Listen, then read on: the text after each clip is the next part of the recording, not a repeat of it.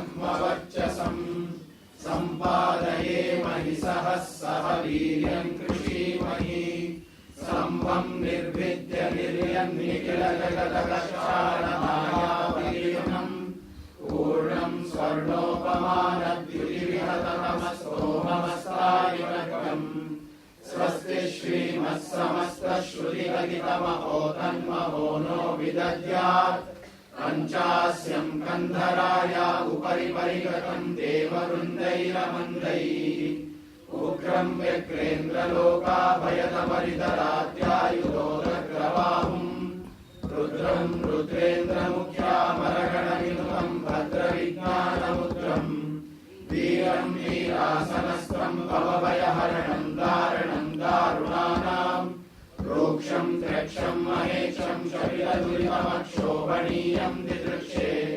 ज्वलत्कनकपिञ्जरम् कलितभक्तहृत्पञ्जरम् चिरम् मुदितनिर्जरम् श्रुतिमहाटवीकुञ्जरम् भजे भुवनबन्धुरम् हृदि निजेन्दिरामन्दिरम् परम् तुलगकन्धरम् दरधरम् नृकण्ठीरवम् जगन्निधानपिठरम् गृहरेचटरम् नुमः यन्नाभिकुहरोद्भूतस्तनयो हंसवाहनः यदुत्सङ्गा जगदुदयभङ्गाब्धितनया यदुद्गीता गीता विषय विषभीतावनकरी सुधीमुद्रा भद्रा दुरितगणविद्रावणकरी नमस्तस्मै कस्मैचिदमरपुषे सिंहवपुषे नरकेसरिणम् धिकृतहिरण्यकरिणम् च सुकरिणम् तोषितबुधजनहरिणम् वरिणम् धरिणम् स्मरामि मन्धरिणम् इममाचार्य गोविन्दे सन्निधाय हरिस्तवम् रचयामास तु प्रेम्णा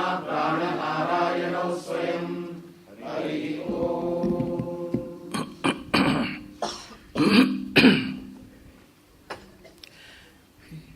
जयति पराशरसूनुः सत्यवती हृदय नंदनो व्यासः यस्य आस्य कमलगलितं वाङ्मयममृतं जगत्पिबति।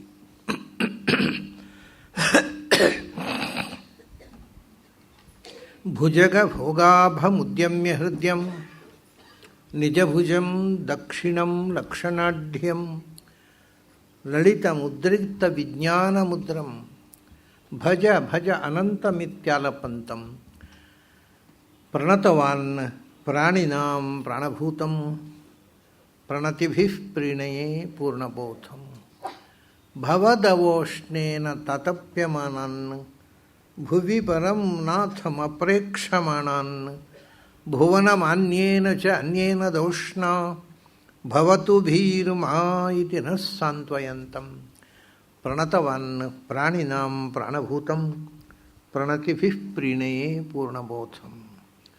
ನನ್ನ ಅಧ್ಯಾತ್ಮ ಬಂಧುಗಳೇ, ಮಂತ್ರಿಕ ಉಪನಿಷತ್ತು ಅಂದರೆ ಮಂತ್ರಮಯವಾದ ಉಪನಿಷತ್ತು. ಅದರಲ್ಲಿ ಉಪನಿಷತ್ತು ಕೆಲವು ಆರಣ್ಯಕಗಳಲ್ಲಿ ಬರ್ತಾವೆ, ಆಗ ಆರಣ್ಯಕ ಉಪನಿಷತ್ತು ಅಂತಾರೆ. ಕೆಲವು ಬ್ರಾಹ್ಮಣದಲ್ಲಿ ಬರ್ತಾವೆ, ಆಗ ಬ್ರಾಹ್ಮಣೋಪನಿಷತ್ತು ಅಂತಾರೆ. ಇದು ಮಂತ್ರ ಭಾಗವಾದ ಇದನ್ನು ಮಂತ್ರಿಕೋಪನಿಷತ್ತು.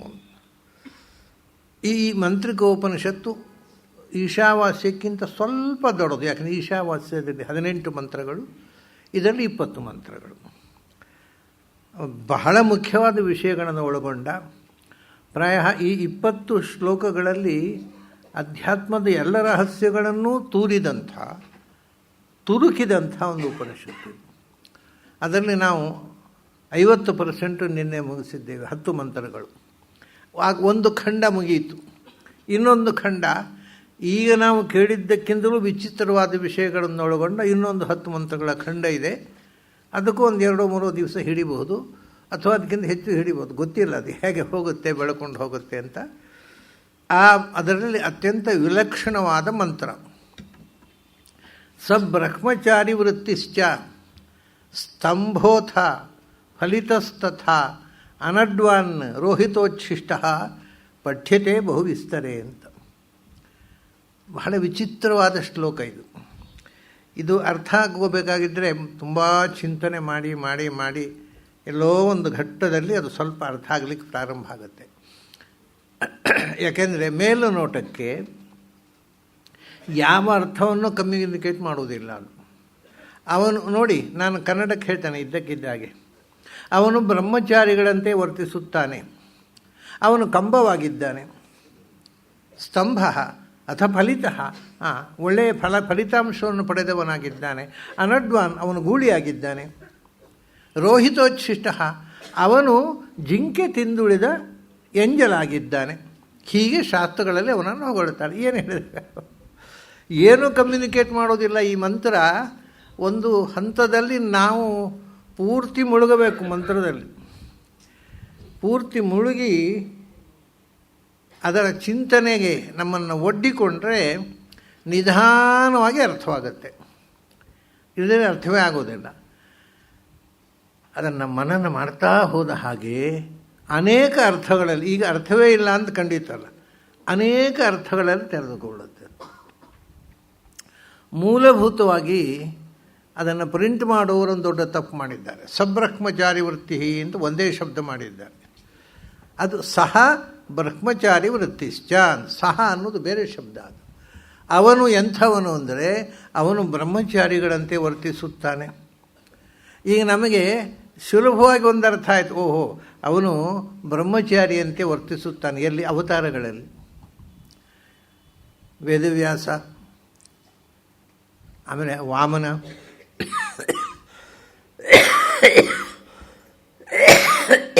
ನರನಾರಾಯಣ, ಆಮೇಲೆ ಸನತ್ಕುಮಾರ, ಅದು ಬ್ರಹ್ಮಚರ್ಯ ಉಪಸ್ಥಿತ ಅಂತಲೇ ಎಲ್ಲ ಭಗವಂತನ ಅವತಾರಗಳು. ಸನತ್ಕುಮಾರ ಅಂದರೆ ಸನಕ, ಸನಂದನ, ಸನಾತನ, ಸನತ್ಕುಮಾರ, ಈ 4 ಮುನಿಗಳಲ್ಲಿ ಒಬ್ಬ ಅಲ್ಲ.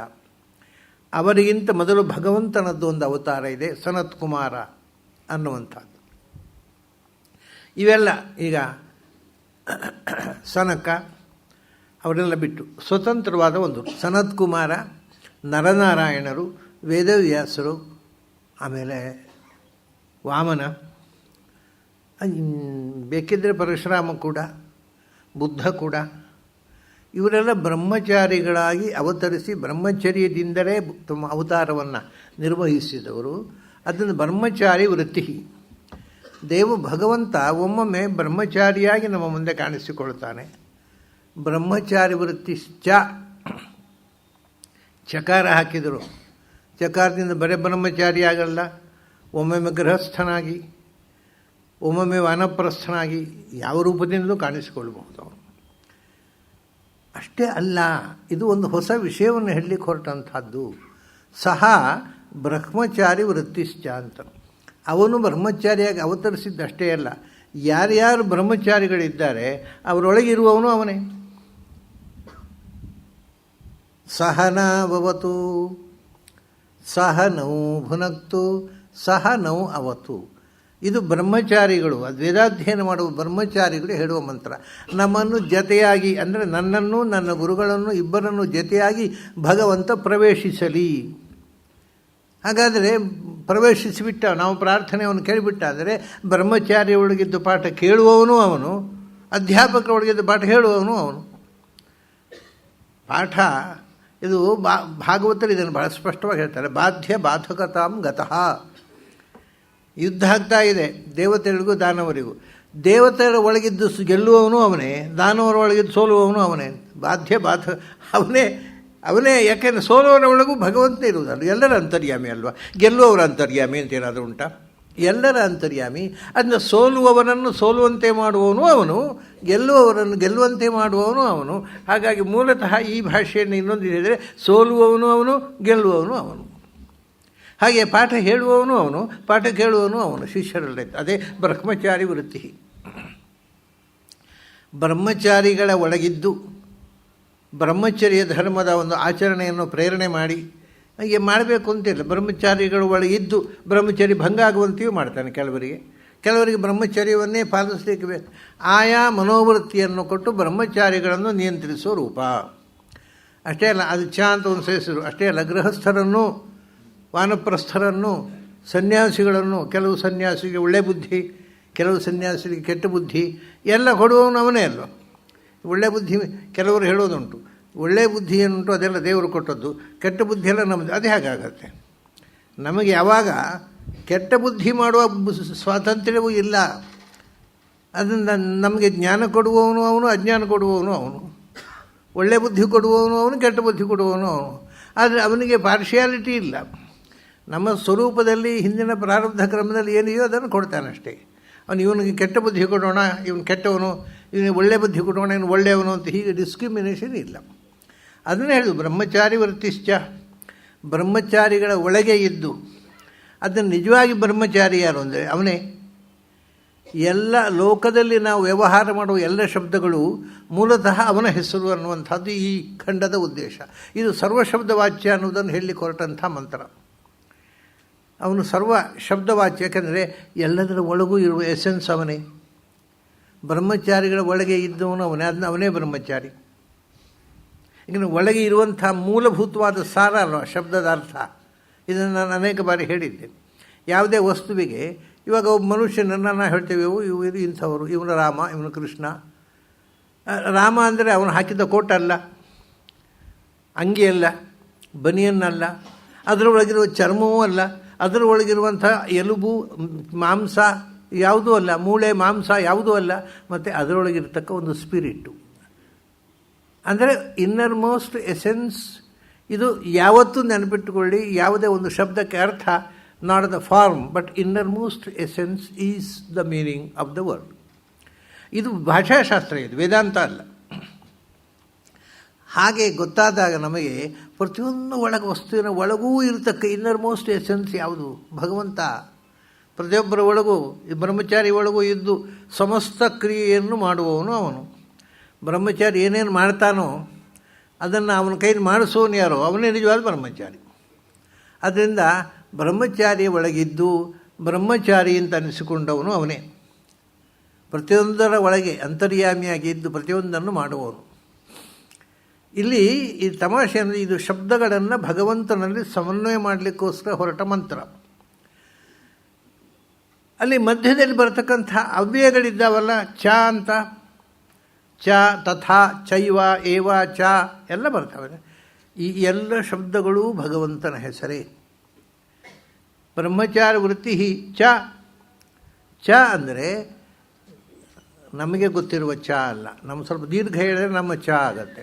ಇದು ಹ್ರಸ್ವ ಚ ಅಂದರೆ ಚ ಅನ್ನೋದಕ್ಕೆ ಸಮುಚ್ಚಯ ಅಂತ ಅರ್ಥ. ಏನು ಸಮುಚ್ಚಯ? ಎಲ್ಲ ಗುಣಗಳ ಸಮುಚ್ಚಯ. ಎಲ್ಲಿ ಎಲ್ಲ ಗುಣಗಳ ಏಕೀಭಾವ ಇದೆ ಅದು ಭಗವಂತ, ಅದಕ್ಕೆ ಅದು ಚ. ಹಾಗಾಗಿ ಎಲ್ಲ ಗುಣಗಳ ಏಕೀಭಾವ ಎಲ್ಲಿದೆ ಅದೇ ಎಲ್ಲ ಶಬ್ದಗಳ ವಾಚ್ಯ. ಬ್ರಹ್ಮಚಾರಿ ವೃತ್ತಿಶ್ಚ. ಆಮೇಲೆ ಬ್ರಹ್ಮಚಾರಿನೇ ವಾಮನ, ಆಮೇಲೆ ಬುದ್ಧ, ನರನಾರಾಯಣರು, ಇದು ಅವತಾರದಿಂದ. ಸ್ತಂಭ ಅಥ. ಸ್ತಂಭ ಅನ್ನೋದು ಭಗವಂತನ ಎಲ್ಲ ರೂಪಗಳಿಗೂ ಅನ್ವಯವಾಗತ್ತೆ. ಏನದು ಧಾತು ಗೊತ್ತಾ? ಷ್ಟಭಿ ಅಂತ ಧಾತು. ಅದರ ಅರ್ಥ ಪ್ರತಿಬಂಧೆ ಪ್ರತಿರೋಧೆ ಅಂತ, ತಡೆ ಹಿಡಿಯುವುದು ಅಂತ. ಸ್ತಂಭ ಒಂದು ಕಂಬ ಇದ್ದರೆ ನಮ್ಮ ಆಚೆ ಹೋಗಲಿಕ್ಕೆ ಅಡ್ಡಿ ಆಗುತ್ತೆ. ಆಚೆ ಹೋಗಬೇಕಾದ್ರೆ ಮತ್ತು ಅದನ್ನ ಆಚೆಯಿಂದ ಹೋಗಬೇಕು, ನೇರ ಹೋಗುವಾಗಿಲ್ಲ. ಯಾವುದು ನಮ್ಮ ನಡೆಯನ್ನು ತಡೆಯುತ್ತದೋ ಅದು ಕಂಬ. ಅದಕ್ಕೆ ಸಂಸಾರಿ ಸ್ತಂಭ ಅಂತಾರೆ. ಷ್ಟಭಿ ಅಂತ ಧಾತು ಅದು. ಹಾಗಾಗಿ ತಡೆ ಹಿಡಿಯುವವನು ಯಾವುದನ್ನು ಒಂದು ನಮಗೆ ತಕ್ಷಣ ಹೊಳೆಯುವುದು ಕಂಬದಿಂದ ಬಂದವ, ಅವನು ಸ್ತಂಭ. ನರಸಿಂಹ ಅದು ಅವನು ಸ್ತಂಭ ಒಡೆದು ಬಂದವ. ಅವನು ಎಲ್ಲವನ್ನು ತಡೆ ಹಿಡಿಯುವವನು, ಅವನಿಗೆ ಕಂಬವೂ ತಡೆಯಾಗಲಿಲ್ಲ ಅಂದರೆ ಅವನು ಸ್ತಂಭ. ಅವನ ಅವತಾರವೇ ಸ್ತಂಭಕ್ಕೋಸ್ಕರ. ಯಾವುದು ಆಗಬಾರದು ಅದನ್ನು ಆಗದಂತೆ ತಡೆಯುವುದಕ್ಕೋಸ್ಕರ. ದುಷ್ಟರ ಅಭಿವೃದ್ಧಿಯನ್ನು, ದುಷ್ಟರು ಮಾಡಿರ್ತಕ್ಕ ದೋಷವನ್ನು ತಡೆಯುವುದಕ್ಕೋಸ್ಕರ. ಹಾಗಾಗಿ ಯಾವ ಅವತಾರ ತಗೊಂಡು ಅದು ಸ್ತಂಭವೇ. ಷ್ಟಭಿ ಪ್ರತಿರೋಧೆ ಅಂತ. ಯಾವುದು ಆಗಬಾರ್ದೋ ಅದನ್ನು ಆಗದಂತೆ ತಡೆಯುವವನು. ಅದಕ್ಕೋಸ್ಕರ ಎಲ್ಲ ಅವತಾರಗಳು ಅದಕ್ಕೆ ಇರೋದಲ್ಲ. ಆಗಬಾರದನ್ನು ಕೊಡಬಾರದು ಅಂತ. ಅಸುರ ವೇದಗಳನ್ನು ಅಪಹಾರ ಮಾಡಿದ, ಅದನ್ನು ತಡೆಯುವುದಕ್ಕೋಸ್ಕರ ಮೀನಾದ. ದೇವತೆಗಳು ಸಮುದ್ರ ಮಥನ ಮಾಡಲಿಕ್ಕೆ ಹೋದರೂ ಅವರು ಕೈ ಸಾಗಲಿಲ್ಲ, ಅದು ಸಮುದ್ರ ಮಥನ ಆಗಗೊಡುವಂತೆ ಕೂರ್ಮ ಆದ. ಆಮೇಲೆ ಹಿರಣ್ಯಾಕ್ಷ ಏನೋ ಬಹಳ ತೊಂದರೆ ಕೊಟ್ಟು ಈ ಭೂಮಿಯ ಆಕರ್ಷಣ ಶಕ್ತಿಯನ್ನೇ ನಾಶ ಮಾಡಿಬಿಟ್ಟ. ಭೂಮಿಯ ನಾಶ ಆಗುತ್ತೆ, ಅದು ಆಗಬಾರದು ಅಂತ ವರಾಹ ಆದ. ಹಿರಣ್ಯಾಕ್ಷನನ್ನು ಕೊಂದ ದ್ವೇಷದಿಂದ ಎಲ್ಲ ಸಜ್ಜನರನ್ನು ಎಲ್ಲಿ ಹೋಮ ಹವನ ನಡೆಯಿತೋ ಅದನ್ನೆಲ್ಲ ಧೂಳಿಬೆಟ್ಟ ಮಾಡಿ ಬಿಟ್ಟು ಆಜ್ಞೆ ಮಾಡಿದ ಹಿರಣ್ಯಕಶಿಪು. ಅಷ್ಟಕ್ಕೂ ಭಗವಂತ ಸುಮ್ಮನಾದ. ಆದರೆ ಅತ್ಯಂತ ಸಾತ್ವಿಕನಾದ ಮಗನ ಮೇಲೆ ಮಾಟ ಪ್ರಯೋಗ ಮಾಡಿದ. ಮಗ ಸಾಯಬೇಕು ಅಂತ ವಿಚ್ಕ್ರಾಫ್ಟು ಯಾರಾದ್ರು ಮಾಡ್ತಾರೆ, ಹಿರಣ್ಯಕಶಿಪು ಬಿಟ್ಟು ಬೇರೆ ಯಾರು ಮಾಡಿದ್ದು ದಾಖಲಿಲ್ಲ. ಮಗ ಬದುಕಬಾರ್ದು, ಸಾಯಬೇಕು ಅಂತ. ಆಗ ಕಂಬದಲ್ಲಿ ಬಂದ. ಆಗ ಅದು ಇದೆಲ್ಲ ಪ್ರತಿರೋಧ. ಯಾವುದು ಆಗಬಾರದೋ ಅದನ್ನು ಆಗದಂತೆ ಮಾಡುವುದಕ್ಕೋಸ್ಕರ ಅವತಾರಗಳು. ಅದನ್ನು ಕಂಬ ನಮಗೆ ಏನು ಸಾಮಾನ್ಯ ಜನರು ಏನು ತಿಳ್ಕೊಂಡಿದ್ದಾರೆ, ಕಂಬ ಒಡೆದು ಎರಡು ಭಾಗವಾಗಿ ಅದರ ಮಧ್ಯೆಯಿಂದ ಅದು ಯಾಕ್ರಿ ದೇವ್ರ ಬರಲಿ ಕಂಬ ಯಾಕೆ ಹೊಡಿಬೇಕು? ಅವನು ಕಂಬ ಹೊಡೆಯದೇ ಒಳಗಿದ್ದ, ಅವನು ಹೊರಗೆ ಬರಲಿ ಕಂಬ ಯಾಕೆ ಹೊಡಿಬೇಕು?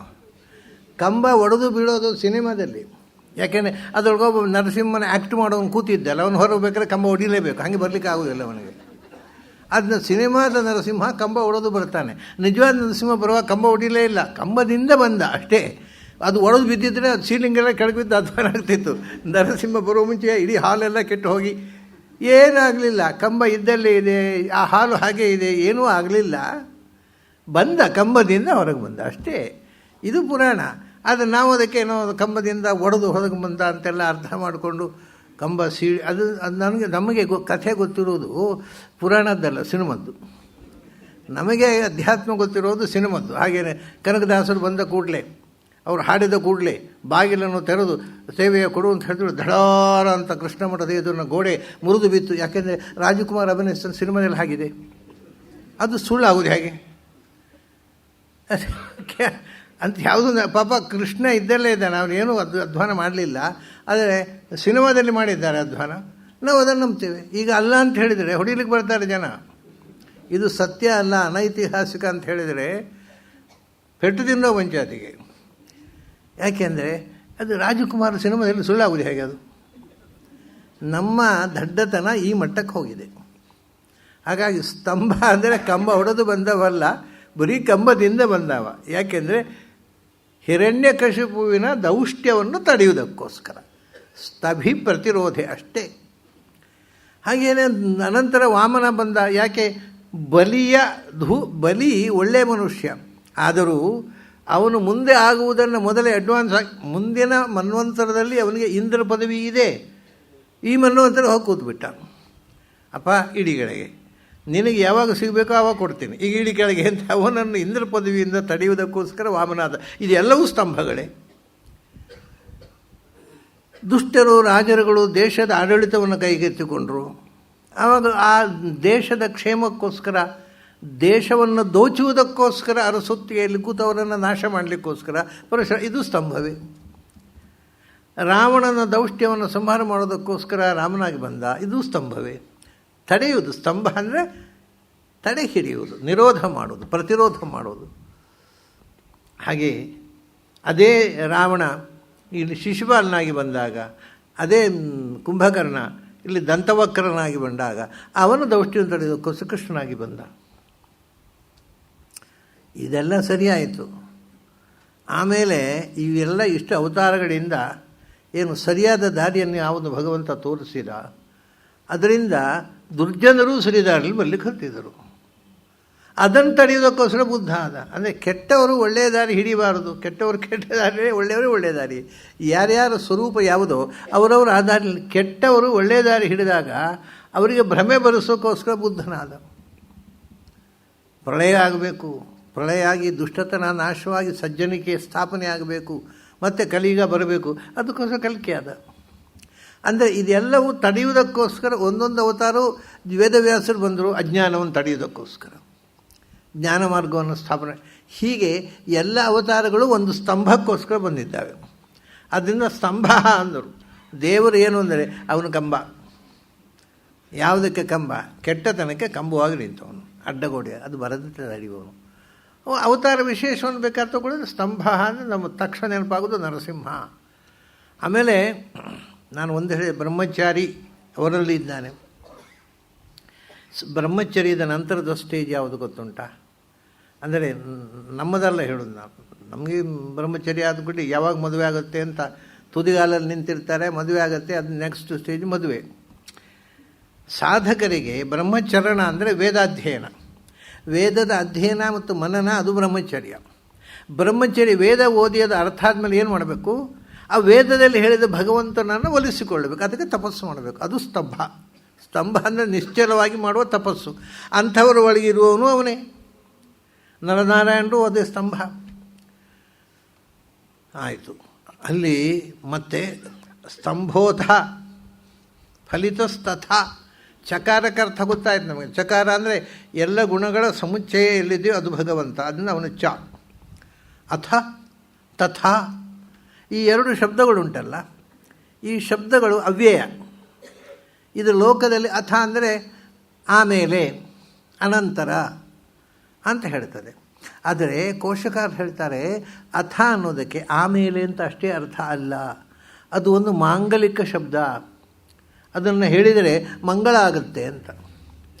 ಅದು ಒಂದು ಶಬ್ದ ಹೇಳಿದ ಕೂಡ ಮಂಗಳ ಆಗುವುದು ಹಾಗೆ. ಯಾಕೆಂದರೆ ಅದು ಭಗವಂತನನ್ನು ಹೇಳುತ್ತೆ, ಆದ್ದರಿಂದ ಮಂಗಳ. ಅದು ಭಗವಂತನನ್ನು ಹೇಗೆ ಹೇಳುತ್ತೆ ನೋಡಿ. ಅಥ ಅಂದರೆ ಅ ಅಂತನ್ನುವುದು ಅಹ ಇತಿ ಬ್ರಹ್ಮ. ಅಕಾರ ಅಕಾರ ಉಕಾರ ಮಕಾರಗಳು ಓಂಕಾರ ಆಯಿತು. ಅದರ ಮೊದಲನೇ ಅಕ್ಷರ ಅಕಾರ, ಅದು ಭಗವಂತನ ಹೆಸರು. ಯಾಕೆಂದರೆ ಅವನು ಯಾಕೆಂದರೆ ಅವನು ಯಾವುದೂ ಅಲ್ಲ, ಅದು ಅವನು ಅಂಥ ಭಗವಂತ ಎಲ್ಲಿದ್ದಾನೆ? ಅಥ ಎಲ್ಲರ ಒಳಗೂ ಕೂತಿದ್ದಾನೆ. ಎಲ್ಲರ ಒಳಗೂ ಕೂತಿರುವ ಭಗವಂತ ಅಥ. ಅವನು ಎಲ್ಲ ಕಡೆಯೂ ಇರುವ ಭಗವಂತ ಅತಃ ಆಗಿಬಿಟ್ಟ. ತ ಅಂದರೆ ತತ. ಎಲ್ಲ ಕಡೆಯೂ ಇರುವವನು ಅತಃ, ಎಲ್ಲರ ಒಳಗಿರುವವನು ಅಥ. ಹಾಗಾಗಿ ಹೊರಗಿರುವವನು ಅತಃ, ಒಳಗಿರುವವನು ಅಥ.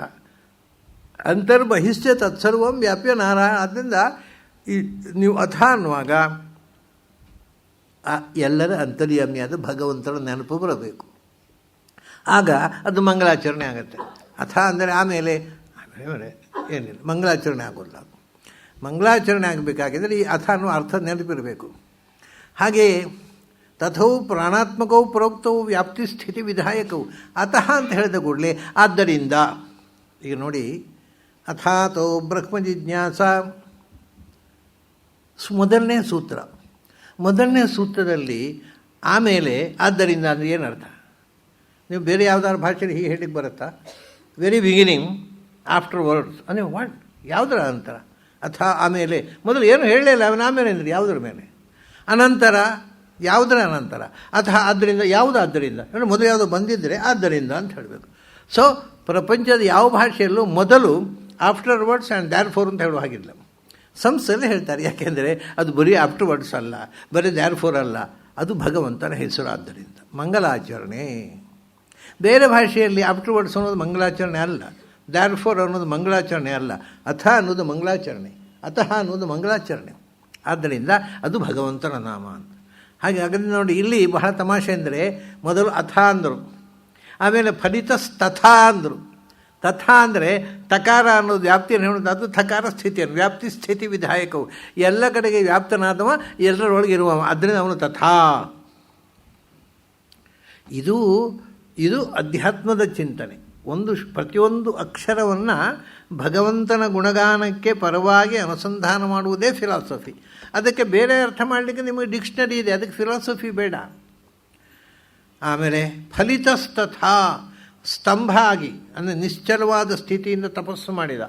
ಕೊನೆಗೆ ಅವನಿಗೆ ಫಲಿಸಿದು, ಮೋಕ್ಷ ಸಿಕ್ಕಿತು, ಅವನು ಫಲಿತ. ಸೊ ಜೀವದ 3 ಹಂತವೂ ಆಯಿತು.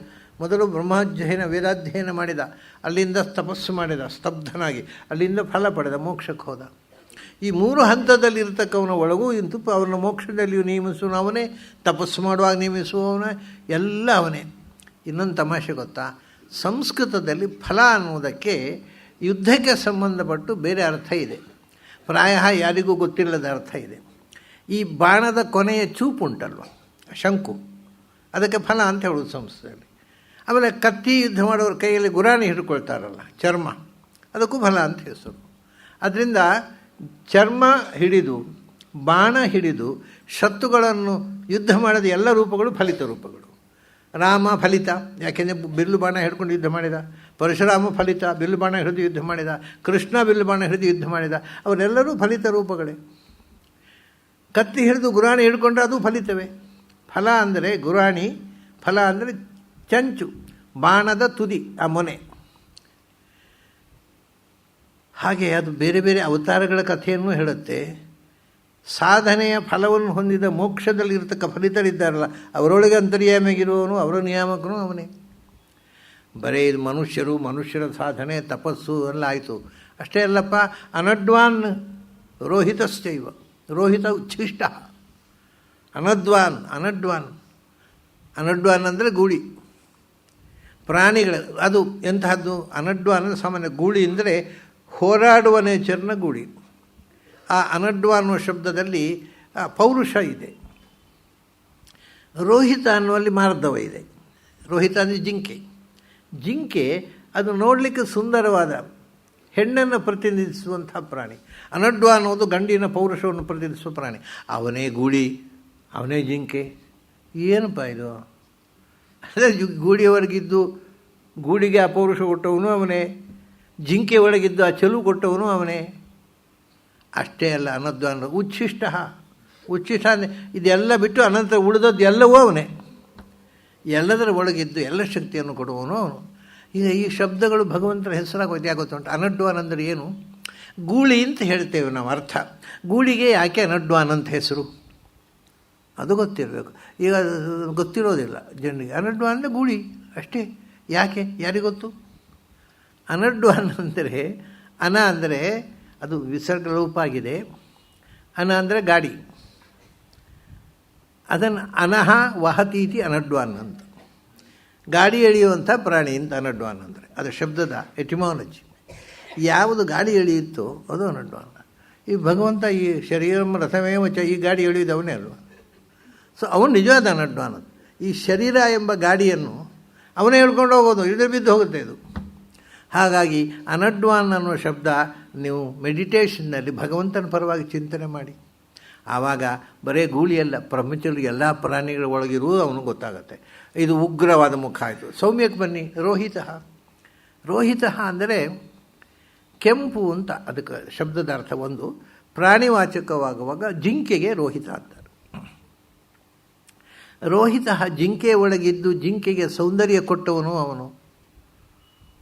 ಜಿಂಕೆಯನ್ನು ನೋಡಿದಾಗ ಭಯ ಆಗೋದಿಲ್ಲ. ಅನಡ್ವಾನ್ ಗೂಳಿ ಅದ್ರ ಕೋಡು ನೋಡೋದು ಕೂಡ ಹೆದರಿಕೆ ಆಗುತ್ತೆ ನಮಗೆ. ಅದು ಅಟ್ಟಿಸ್ಕೊಂಡು ಬಂದುಬಿಡುತ್ತೆ ಅಂತ.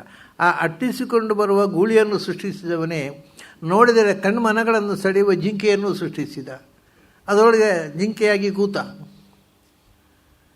ಜಿಂಕೆ ಅದು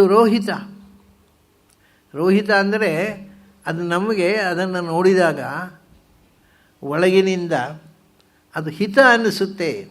ವಸ್ತುತಃ ರೋಹಿತ ಅಂದರೆ ಪುರೋಹಿತ. ನಮಗೆ ಒಳ್ಳೆಯದಾಗಲಿ ಅಂತ ಯಾವಾಗಲೂ ಮುಂಜಾಗ್ರತೆ ಕೊಡ್ತಕ್ಕಂಥ ಶಕ್ತಿ. ಲೋಹಿತ ಅಂತಲೂ ಕರೀತಾರೆ. ಆವಾಗ ಲೋಕಹಿತ. ಒಂದೊಂದು ಅಕ್ಷರ ಲೋಪ ಮಾಡಿ ಒಂದು ನಾಮ ಮಾಡ್ತಾರೆ. ನಾವು ಹೆಸರಿನಲ್ಲಿ ನಾವು ಕರೆಯುವಾಗ ಹೆಸರು ಒಂದು ನಾಮಕರಣ ಮಾಡ್ತೇವೆ. ಅದು ನಾಮಕರಣ ಮಾಡಿ ಅದರ ಅಕ್ಷರ ಲೋಪ ಮಾಡ್ತೇವೆ. ಅವನು ಕರೆಯುವಾಗ ಅದನ್ನು ಸ್ವಲ್ಪ ಅದನ್ನು ಅಬ್ರಿವಿಯೇಷನ್ ಮಾಡಿ ಅದನ್ನು ಅರ್ಧ ಹೆಸರಿನಲ್ಲಿ ಕರೀತೇವೆ. ಈಗ ಸತ್ಯ ಭಾಮ ಅಂತಿದೆ, ಅವಳನ್ನು ಬರೀ ಸತ್ಯ ಅಂತ ಕರೀತಾರೆ, ಭಾಮ ಅಂತ ಕರೀತಾರೆ. ಅಥವಾ ಏನು ಸತ್ಯು ಅಂತ ಕರೀತಾರೆ. ಅಲ್ಲಿ ಹೂ ಇಲ್ಲೇ ಇಲ್ಲ ಹೆಸರಿನಲ್ಲಿ. ಅದೊಂದು ಪ್ರೀತಿ ಕರೆಯೋ ಸತ್ಯೂ ಆಗಿಬಿಡುತ್ತೆ. ಹೀಗೆ ಹೆಸರಿನಲ್ಲಿ ಪ್ರೀತಿಗೋಸ್ಕರ ಒಂದು ಅಕ್ಷರ ಲೋಪ ಮಾಡಿಬಿಡೋದು. ಅವನು ಪುರೋಹಿತ, ಅದಕ್ಕೆ ರೋಹತಿ. ಅವನನ್ನು ಯಾರು ಚಿಂತನೆ ಮಾಡ್ತಾರೆ ಅವರು ಎತ್ತರಕ್ಕೆ ಇರ್ತಾರೆ. ಆದ್ದರಿಂದ ಅವನು ರೋಹಿತ. ಜಿಂಕೆ ಒಳಗಿದ್ದಾನೆ, ಆದ್ದರಿಂದ ಅವನು ರೋಹಿತ. ಈ ಒಂದು ಶಬ್ದ ಒಂದು ಪ್ರಾಣಿವಾಚಕವಾಗಿದ್ದನ್ನು ಭಗವಂತನ ಕಡೆಗೆ ತಿರುಗಿಸುವಂತಹ ಚಮತ್ಕಾರ.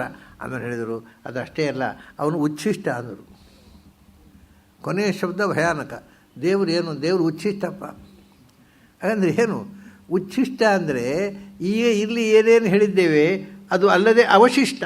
ಇನ್ನು ಉಳಿದ ಅಂದರೆ ಗೂಳಿ ಬಿಟ್ಟು ಉಳಿದ ಉಗ್ರ ಪ್ರಾಣಿಗಳು, ಜಿಂಕೆ ಬಿಟ್ಟು ಉಳಿದ ಸೌಮ್ಯ ಪ್ರಾಣಿಗಳು, ಚಂದದ ಪ್ರಾಣಿಗಳು, ಕ್ರೂರ, ಎಲ್ಲವೂ ಅವನೇ. ಅದರೊಳಗೆ ಅಂತರ್ಯಾಮಿಯಾಗಿರುವುದು ಅವನೇ. ಆದ್ದರಿಂದ ಅವನು ಶಿಷ್ಟ, ಅವನು ಉಚ್ಛಿಷ್ಟ ಅಂದರೆ ಎಂಜಲು, ಅದು ಅವನೇ. ಮತ್ತು ಎಂಜಲ್ನಲ್ಲಿ ಯಾರಿರೋದು? ಈಗ ಅನ್ನದಲ್ಲಿ ಭಗವಂತ ಇದ್ದಾನೆ. ಅದು ತಿಂದುಳಿದ ಅನ್ನದಲ್ಲಿ ಅವನೇನು ಅಂತರ್ಧಾನ ಆಗ್ತಾನ? ಇಲ್ಲ. ಎಲ್ಲ ನಾವು ಯಾವುದನ್ನು, ಇದು ವಿಚಿತ್ರ, ನಾವು ಯಾವುದನ್ನು ಅಸಹ್ಯ ಅಂತೇವೋ ಅದರಲ್ಲಿಯೂ ಭಗವಂತ ಇದ್ದಾನಲ್ಲ. ಇದು ನಮ್ಮ ಬ್ರಹ್ಮಕುಮಾರಿಯರಿಗೆ ತಲೆ ಬಿಸಿಯಾದ್ದು ಇದೆ. ದೇವರು ಸರ್ವಗತ ಅಲ್ಲ. ಯಾಕೆಂದರೆ ಅವನು ಘಟಾರದಲ್ಲಿ ಇರಬೇಕಾಗತ್ತೆ. ಅವನು ಘಟಾರದಲ್ಲಿ ಆ ವಾಸನೆಯನ್ನು ಹೇಗೆ ಸಹಿಸಬೇಕು ದೇವರು? ಅದನ್ನು ದೇವರು ಘಟಾರದಲ್ಲಿಲ್ಲ. ಇದು ಬ್ರಹ್ಮಕುಮಾರಿಯವರು ಫಿಲಾಸಫಿ. ನಮ್ಮವ್ರು ಹೇಳೋದು ದೇವರು ಘಟಾರದಲ್ಲೂ ಇದ್ದಾರೆ, ಆದರೆ ಅವನಿಗೆ ವಾಸನೆ ಬರೋಲ್ಲ ಅದು. ಯಾಕೆ ಅವರು ಹಾಗೆ ಎಲ್ಲದಲ್ಲೂ ಇದ್ದಾನೆ. ಹೊಲಸಿನಲ್ಲೂ ದೇವರಿದ್ದಾನೆ, ನಿರ್ಮಲದಲ್ಲೂ ದೇವರಿದ್ದಾನೆ, ಮಲದಲ್ಲೂ ದೇವರಿದ್ದಾನೆ. ಮತ್ತು ಮಲದಲ್ಲಿ ದೇವರಿಲ್ವ? ಸರ್ವಗತ ಅಲ್ವ ಅವನು? ಈ ಎಚ್ಚರ ಕೊಡೋದಕ್ಕೋಸ್ಕರ ಅಂದರೆ ಉಚ್ಛಿಷ್ಟ ಅಂತ. ನೀವು ಎಂಜಲು ಅಂತ ಯಾವನ್ನು ತ್ಯಾಗ ಮಾಡ್ತೀರೋ ಅದು ಕೊಳಕಲ್ಲಪ್ಪ, ಅದರಲ್ಲೂ ಭಗವಂತ ಇದ್ದಾನೆ. ಈ ಕೆಲವು ಸಾಧಕರು ನಿಮಗೆ ಗೊತ್ತಿರಬಹುದು, ಈ ಶಾಕ್ತ ಸಂಪ್ರದಾಯದ ಸಾಧಕರು ಡೆಡ್ ಬಾಡಿಯನ್ನು ಇಟ್ಕೊಂಡು ಉಪಾಸನೆ ಮಾಡ್ತಾರೆ. ಸ್ಮಶಾನದಲ್ಲಿ ಹೋಗಿ ಉಪಾಸನೆ ಮಾಡ್ತಾರೆ. ಅವರ ವಾದ ಏನು ಗೊತ್ತಾ? ದೇವರು ಸುಂದರವಾದ ವಸ್ತುವಿನಲ್ಲಿ ಮಾತ್ರ ಇದ್ದಾನೆ ಅನ್ನೋದು ತಪ್ಪು. ಅಸುಂದರವಾದ ಯಾವುದನ್ನು ಅಸಹ್ಯ ನಾವು ಹೇಳ್ತೇವೋ ಅದರಲ್ಲಿಯೂ ಭಗವಂತನು ಸನ್ನಿಧಾನವನ್ನು ಸೌಂದರ್ಯವನ್ನು ಕಾಣಬೇಕು. ಅದು ನಿಜವಾದ ಸಾಧನೆ ಅಂತ. ಹೀಗೆಲ್ಲ ವಿಚಿತ್ರ ಹೋಗುತ್ತೆ. ಉಚ್ಛಿಷ್ಟ ಅನ್ನೋದು ಕೂಡ ಅದರಲ್ಲೂ ಭಗವಂತ ಇದ್ದಾನೆ. ಅದು ದೇವರು ಇಲ್ಲ ಅಂದರೆ ಮತ್ತೆ ಎಲ್ಲಿ ಹೋದ? ಅಲ್ಲಿದ್ದ ದೇವರು ಅದು ಸರ್ವಾಗತ ಅಲ್ವ ಅವನು. ಹಾಗಾಗಿ ಹೇಗೆ ನಮ್ಮಲ್ಲಿ ಪುಣ್ಯವನ್ನು ಮಾಡಿಸುವವನು ಅವನು, ಒಳ್ಳೆಯದನ್ನು ಮಾಡಿಸುವವನು ಅವನು. ತಪ್ಪನ್ನು ಪ್ರಾತಃ ಪ್ರಭೃತಿ ಸಾಯಾಂತಂ ಸಾಯಾದಿ ಪ್ರಾತರಂತತಃ ಯತ್ ಕರೋಮಿ ಜಗನ್ನಾಥ. ನಾನು ಬೆಳಗಿನಿಂದ ಸಂಜೆಯ ತನಕ, ಸಂಜೆಯಿಂದ ಬೆಳಗಿನ ತನಕ ಏನೇನು ಮಾಡಿದೆ ಎಲ್ಲ ಒಳ್ಳೆಯದೇ ಮಾಡೋದಲ್ಲ. ನಾವು ಮಾಡಬಾರದ್ದೇ ಹೆಚ್ಚು ಮಾಡೋದು, ಮಾಡಬೇಕಾದ್ದನ್ನು ಒಂದು ಚೂರು ಚೂರು ಮಾಡ್ತೇವೆ.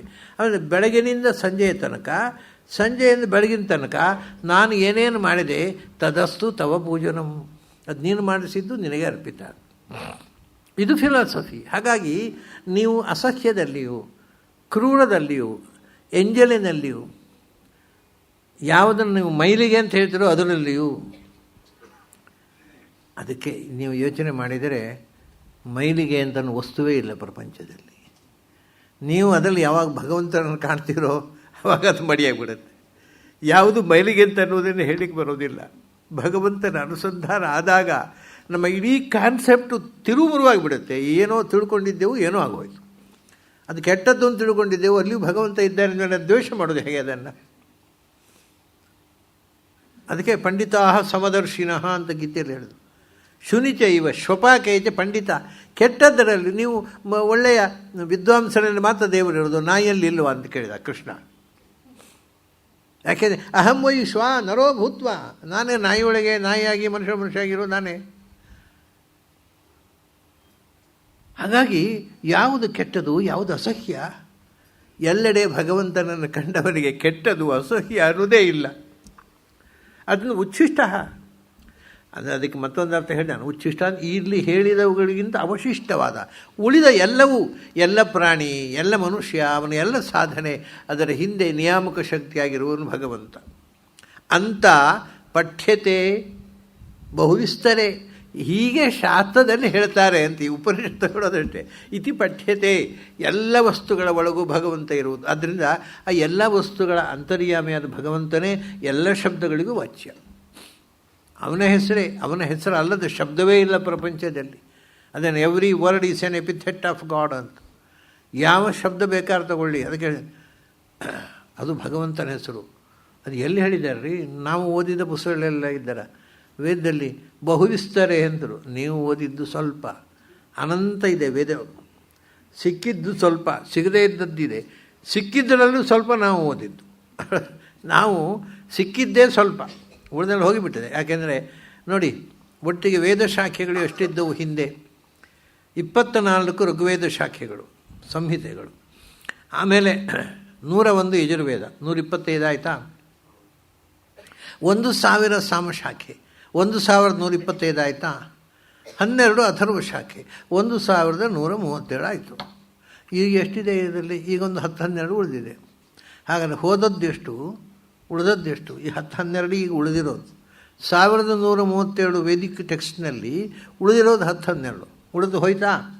ಆ 12ರಲ್ಲಿ ನಾವು ಓದಿದ್ದೆಷ್ಟು? ಪ್ರಾಯ ಯಾವುದೂ ಓದಿಲ್ಲ.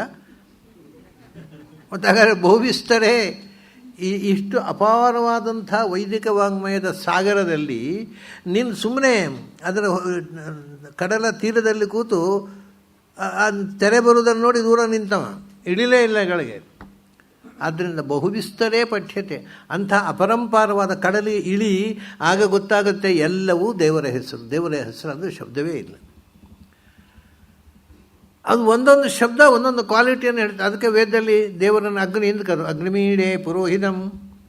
ಅಲ್ಲಿಂದ ಆಮೇಲೆ ವಾಯು ಅಂತ ಕರೆದು ವಾಯವ ಆಯಾಹಿತ ಶತೆ ಮೇ ಸೋಮ ಅಲಂಕೃತಾಹ. ಆಮೇಲೆ ಹಾಗೆ ಬೇರೆ ಬೇರೆ ಇಂದ ಶ್ರೇಷ್ಠ ನಿರ್ದ್ರಿವಿಣಾನಿ ದೇಹಿ ಚಿತ್ಯಂ ಇಂದ್ರ ಅಂತ ಕರೆದರು. ಏನೇನೋ ಒಂದೊಂದು ಮಂತ್ರದಲ್ಲಿ ಒಂದೊಂದು ಹೆಸರಿನಲ್ಲಿ ಕರೀತಾರೆ. ಈ ಇಂಗ್ಲೀಷ್ ಓದ್ದವರು ಏನು ಕರೆದು ಇಷ್ಟೆಲ್ಲ ದೇವರುಗಳು ಅಂತ ತಿಳ್ಕೊಂಡಿದ್ದಾರೆ ಭಾರತೀಯರು ಅಂತ. ಪ್ಯಾಂಥಿಯಿಸಮ್, ಬಹುದೇವತಾಕ, ಒಂದೊಂದು ಮಂತ್ರದಲ್ಲಿ ಒಂದೊಂದು ದೇವರು, ಇವರಿಗೊಂದು ಖಚಿತವಾದ ದೇವರೇ ಇಲ್ಲ ಅಂತ. ಏಕೋ ದೇವ ಅಂತ ಗೊತ್ತಿದ್ದು ಇದನ್ನು ಹೇಳಿದ್ದು. ಎಲ್ಲ ಶಬ್ದಗಳು ಒಬ್ಬನೇ ದೇವರ ಹೆಸರು.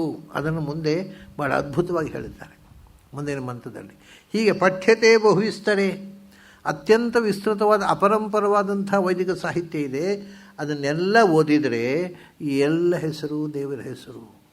ದೇವರ ಹೆಸರಲ್ಲದಂಥ ಶಬ್ದವೇ ಪ್ರಪಂಚದಲ್ಲಿ ಇಲ್ಲ ಅನ್ನೋದು ಗೊತ್ತಾಗತ್ತೆ. ಅದು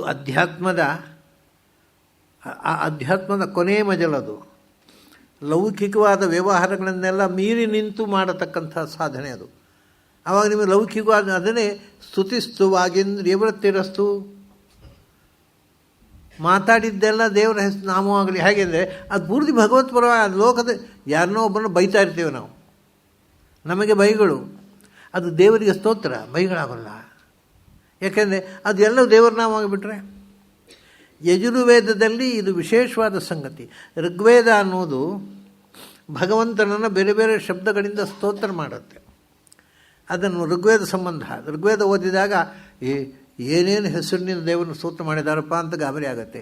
ಯಜುರ್ವೇದಕ್ಕೆ ಹೋದರೆ ಬೇರೆ ಬೇರೆ ಅಷ್ಟೇ ಅಲ್ಲಪ್ಪ, ಅವನ ಹೆಸರಿಲ್ಲದ ಶಬ್ದವೇ ಇಲ್ಲ ಅನ್ನೋದು ಗೊತ್ತಾಗುತ್ತೆ ಯಜುರ್ವೇದದಲ್ಲಿ. ಯಾಕೆಂದರೆ ಯಜುರ್ವೇದ ಏನು ಮಾಡುತ್ತೆ ಗೊತ್ತಾ, ದೇವರನ್ನು ಸ್ತೋತ್ರ ಮಾಡೋಲ್ಲ. ಅದು ಋಗ್ವೇದ ದೇವರ ಸ್ತೋತ್ರ ಅಂದರೆ ಎಷ್ಟು ಶಬ್ದಗಳಿಂದ ಸ್ತೋತ್ರ ಮಾಡಿದ್ದಾನೆ ಅಂತ ಗಾಬರಿ ಆಗೋಯ್ತು.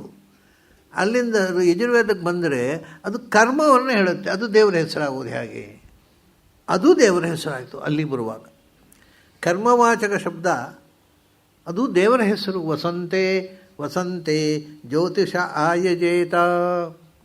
ಇದು ವಸಂತ ಋತುವಿನಲ್ಲಿ ಜ್ಯೋತಿಷ್ಠೋಮ ಯಾಗ ಮಾಡಬೇಕು ಅಂತ ಹೇಳ್ತಾರೆ. ಅದರಲ್ಲಿ ನಿಜವಾದ ಎತ್ತರಕ್ಕೇರಿದವನಿಗೆ ಅವನಿಗೆ ಜ್ಯೋತಿಷ್ಠೋಮ ಯಾಗ ಮಾಡುವ ಅಗತ್ಯ ಇಲ್ಲ.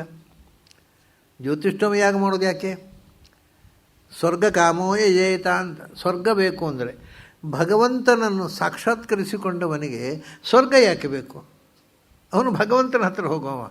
ಆದ್ದರಿಂದ ಈ ಜ್ಯೋತಿಷ್ಠೋಮ ಯಾಗದಿಂದ ಸ್ವರ್ಗವನ್ನು ಪಡೆ ಅಂತ ಹೇಳೋ ವಾಕ್ಯ ಅವನ ಪಾಲಿಗೆ ಮೀನಿಂಗ್ಲೆಸ್ ಆಯಿತು. ಹಾಗಾದರೆ ಅವನ ಅರ್ಥ ಏನು?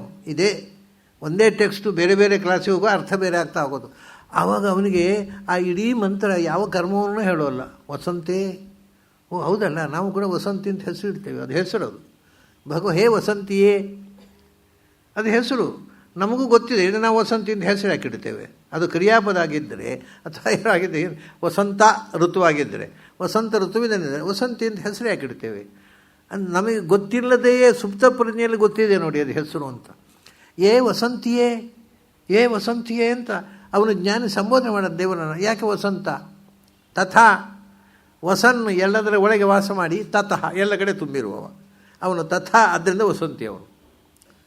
ವಸಂತೆ ವಸಂತೆ, ಓ ವಸಂತಿಯೇ ಸಂಬೋಧನೆ ಆಗಿಬಿಡುತ್ತೆ ಅವನಿಗೆ. ಈ ವಸಂತ ಮಾಸವೂ ಇಲ್ಲ, ಕರ್ಮವೂ ಇಲ್ಲ. ಯಾಕೆಂದರೆ ಅದೆಲ್ಲವನ್ನು ಮೀರಿ ಬೆಳೆದಿದ್ದಾನೆ ಅವನು. ಆಗ ವೇದ ಹೇಳೋದಕ್ಕೆ ಅರ್ಥವೇ ಬೇರೆ ಆಗಿಬಿಡುತ್ತೆ. ಜ್ಯೋತಿಷ್ಠೋಮದಿಂದ ಅಂತ ಅರ್ಥ ಆಗಿತ್ತು ಕರ್ಮ ಪುರೋಹಿತರಿಗೆ.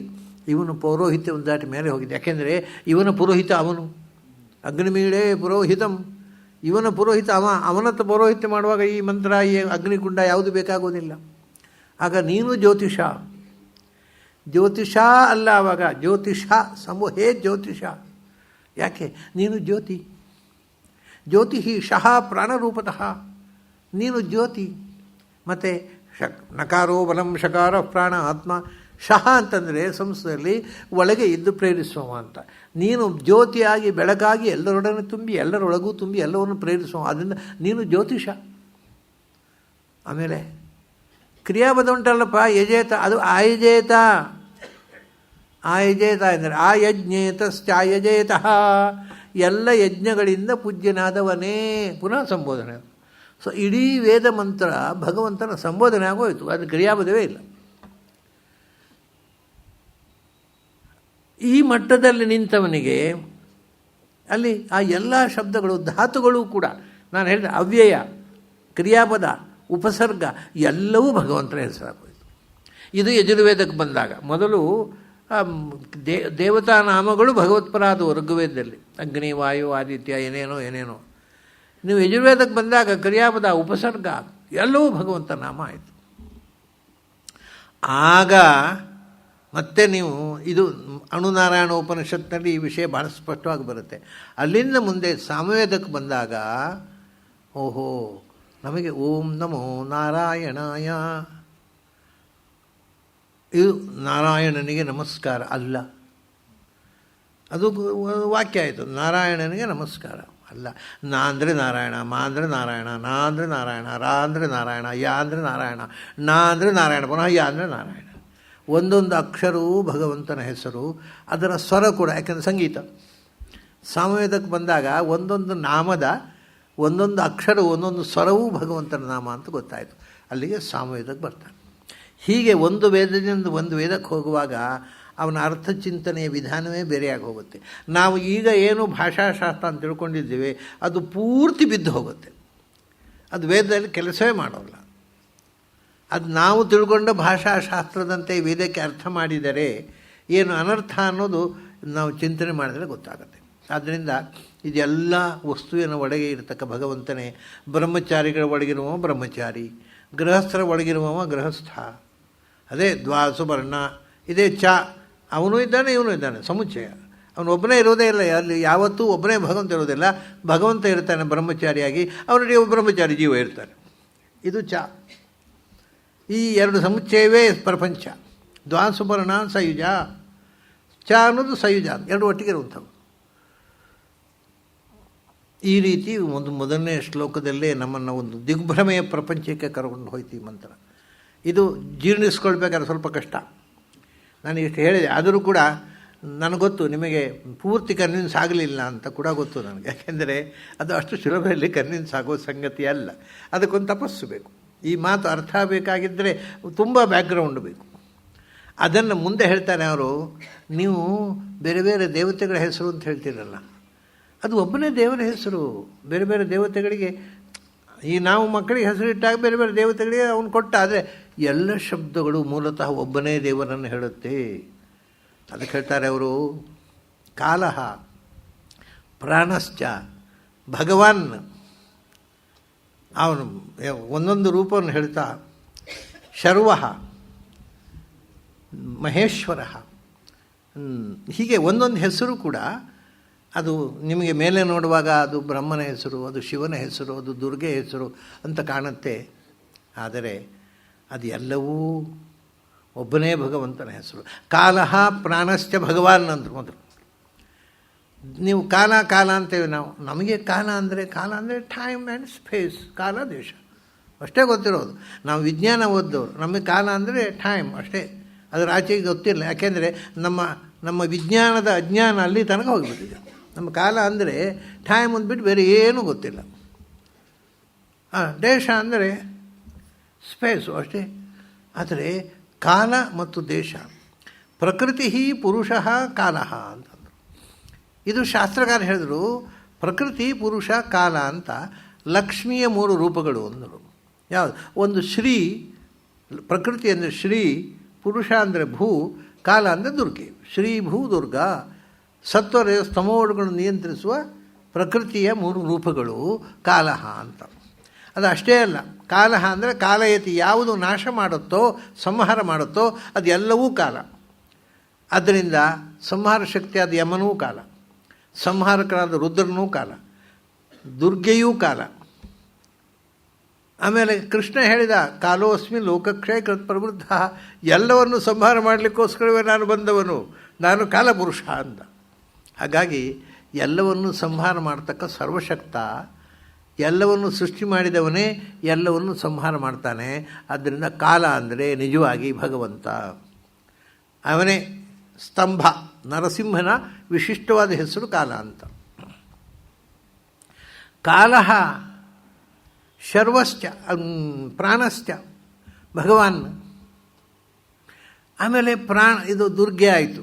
ಆಮೇಲೆ ಪ್ರಾಣ ಅಂತಂದರೆ ಆದಿಜೀವ ಅಂತ ನಮ್ಗೆ ಗೊತ್ತಿದೆ. ಬ್ರಹ್ಮ, ವಾಯು ಇವರು ಪ್ರಾಣ ಅಂತ ಉಪನಿಷತ್ತುಗಳಲ್ಲಿ ಬರ್ತದೆ. ಆದಿಜೀವ ಅಂತ ಹೇಳ್ತಾರೆ ಅವನನ್ನು. ಅವನಿಗೆ ಪ್ರಾಣ ಅಂತ ಹೆಸರು ಅಲ್ಲ. ಸತ್ಯಕ್ಕೂ ಪ್ರಾಣ ಮೂರಿದೆ. ಒಂದು ಉತ್ತಮ ಪ್ರಾಣ, ಒಂದು ಮಧ್ಯಮ ಪ್ರಾಣ, ಒಂದು ಅಧಮ ಪ್ರಾಣ. 3 ಪ್ರಾಣಗಳಿವೆ. ಉತ್ತಮ ಪ್ರಾಣ ಅಂದರೆ ಭಗವಂತ, ಮಧ್ಯಮ ಪ್ರಾಣ ಅಂದರೆ ಪ್ರಾಣವಾಯುದೇವರು, ಅಧಮ ಪ್ರಾಣ ಅನ್ನೋದು ನಾವೆಲ್ಲ ಪ್ರಾಣಿಗಳು. ಶಾಸ್ತ್ರದಲ್ಲಿ ಪ್ರಾಣ ಅಂತಂದರೆ ಎಲ್ಲರನ್ನೂ ಪ್ರಾಣಯತಿ, ಪ್ರತಿಯೊಬ್ಬರ ಒಳಗೂ ಇದ್ದು ಅವರಿಗೆ ಚಲನೆ ಚೇಷ್ಟೆ ಕೊಡತಕ್ಕವ ಭಗವಂತ. ಆದ್ದರಿಂದ ಅವನೇ ಪ್ರಾಣ. ಅವನು ನೋಡಿ, ಪ್ರಾಣ ಅಂದರೆ ಪ್ರಾಣಯತಿ, ಎಲ್ಲಕ್ಕೂ ಚೇಷ್ಟೆ ಉಸಿರು ಕೊಡುವವ, ಎಲ್ಲವನ್ನು ಬದುಕಿಸಿ ಚೇಷ್ಟೆ ಕೊಡುವವ. ಅಷ್ಟೇ ಅಲ್ಲ, ಪ್ರಾಣ ಅಂದರೆ ಭಾಳ ತಮಾಷೆ ಇದೆ. ನ ಆ ನ ಅಂದರೆ ಸಂಸ್ಥೆಲೆ ಆನಂದ. ಒಂದು ಅಕ್ಷರದಲ್ಲಿ ನಶ್ಚ ನಿರ್ವೃತಿವಾಚಕ. ಆನಹ ಅಂದರೆ ಪೂರ್ಣಾನಂದ. ಯಾಕೆಂದರೆ ಪ್ರಾಗತವು ಪೂರ್ಣಜ್ಞಾನ. ಅವನು ಪೂರ್ಣಜ್ಞಾನ ಆದ್ದರಿಂದ ಪೂರ್ಣಾನಂದ ಅದನ್ನ ಆಣ. ಪ್ಲಸ್ ಆಣ ಪ್ರಾಣ. ಈ ಶಬ್ದಗಳನ್ನು ಹೀಗೆ ಎಟಿಮಾಲಜಿ ಮಾಡ್ತಾ ಒಡೆಯುತ್ತಾ ಅರ್ಥ ಚಿಂತನೆ ಮಾಡಿದರೆ ಅವನೇ ಪ್ರಾಣ ಆಗ್ತಾನೆ, ಬೇರೆ ಯಾವುದೂ ಅಲ್ಲ. ಅವನು ಕೊಟ್ಟರೆ ನಮಗೆ ಪ್ರಾಣ, ಅವನು ಹೋದರೆ ನಮ್ಮ ಪ್ರಾಣ ಇಲ್ಲ. ಕಾಲಹ ಅಂದರೆ ನಾವು ಎಲ್ಲವನ್ನು ಸಂಹಾರ ಮಾಡೋ ಅಷ್ಟೇ ಅಲ್ಲ. ಕಾಲಹ ಅಂತಂದರೆ ಭಾಳ ವಿಚಿತ್ರ ಅದು. ಕಾಲಹ ಕಲಿತ ಸಂಪೂರ್ಣ ಸದ್ಗುಣತ್ವಾತು ಜನಾರ್ದನ ಅಂತ ಓದು ಪುರಾಣದ ವಚನ. ಕಲಯತೀತಿ ಕಾಲಹ, ಎಲ್ಲ ಗುಣಗಳನ್ನು ತನ್ನಲ್ಲಿ ಸಂಕಲಿಸಿಕೊಂಡವ. ಕಲನ ಅಂದರೆ ಸಂಕಲನ. ಎಲ್ಲ ಗುಣಗಳ ಸಮುಚ್ಚಯವೇ ಕಾಲ. ಗುಣಪೂರ್ಣನಾದವನು ಯಾರೋ ಅವನು ಕಾಲ. ಅವನೇ ಎಲ್ಲವನ್ನು ಸಂಹರಿಸ್ತಾನೆ, ಅದು ಬೇರೆ ವಿಷಯ ಅಲ್ಲ. ಕಾಲಹ ಪ್ರಾಣಶ್ಚ ಭಗವಾನ್. ಆಮೇಲೆ ಮೃತ್ಯು ಶರ್ವ ಮಹೇಶ್ವರ, ಅವನೇ ಮೃತ್ಯು ಒಂದು. ಯಾಕೆಂದರೆ ಕಾಲಹ ಅಂದ್ರೆ ಅದೇ ಅರ್ಥ. ಮೃತ್ಯು ಅನ್ನೋದಕ್ಕೆ ಸಂಸಲ್ಲಿ 2 ಅರ್ಥ. ಒಂದು ಸಾಯುವುದು, ಒಂದು ಸಾಯಿಸುವವನು. ಮೃತ್ಯು ಅಂದರೆ ಸಾವು, ಮರಣ ಅಥವಾ ಮಾರಕ. ಎಲ್ಲವನ್ನೂ ನಾಶ ಮಾಡುವವನು ಅವನು. ಸ್ವಯಂ ಅಮೃತ್ಯು, ನಮಗೆಲ್ಲ ಮೃತ್ಯು. ಅವನಿಗೆ ಸಾವಿಲ್ಲ, ಅದನ್ನ ಅಮೃತ್ಯು. ಸರ್ವದೃಸಿಂಹ ಅವನು ಅಮೃತ್ಯು ಅಂತ ಕರೀತಾರೆ ಅವನನ್ನು. ಆದರೆ ನಮಗೆಲ್ಲ ಮೃತ್ಯು ಅವನೇ. ಹುಟ್ಟಿಸಿದವನೇ ಒಬ್ಬನೇ. ಯಾರು ಇಡೀ ಜಗತ್ತನ್ನು ಸೃಷ್ಟಿಸಿದನೋ ಅವನೇ ಇಡೀ ಜಗತ್ತನ್ನು ಸಂಹಾರ ಮಾಡಿದ. ಆದ್ದರಿಂದ ಮೃತ್ಯು ಮುಖ್ಯವಾದ, ಅಂದರೆ ಕಾಲ ಶಬ್ದ ವಾಚ್ಯಳದ ದುರ್ಗೆಗೂ ಮೃತ್ಯು ಅವನು. ಅವನೇ ಪರಕಾಲ, ಅವನು ಮೃತ್ಯು. ಆಮೇಲೆ ಇನ್ನೊಂದು ಶಬ್ದ, ಇದು ನಿಜವಾಗಿ ಮೃತ್ಯು ಶಬ್ದ ಯಾರಿಗೂ ಆಗಬಹುದು. ಯಮನಿಗೂ ಮೃತ್ಯು ಅಂತ ಹೇಳ್ತಾರೆ ಜನರಲ್ಲ. ಯಮನ ಪರಿವಾರದ ಒಬ್ಬ ದೇವತೆ ಇದ್ದಾನೆ, ಅವನಿಗೆ ಮೃತ್ಯು ದೇವತೆ ಅಂತ ಹೆಸರು.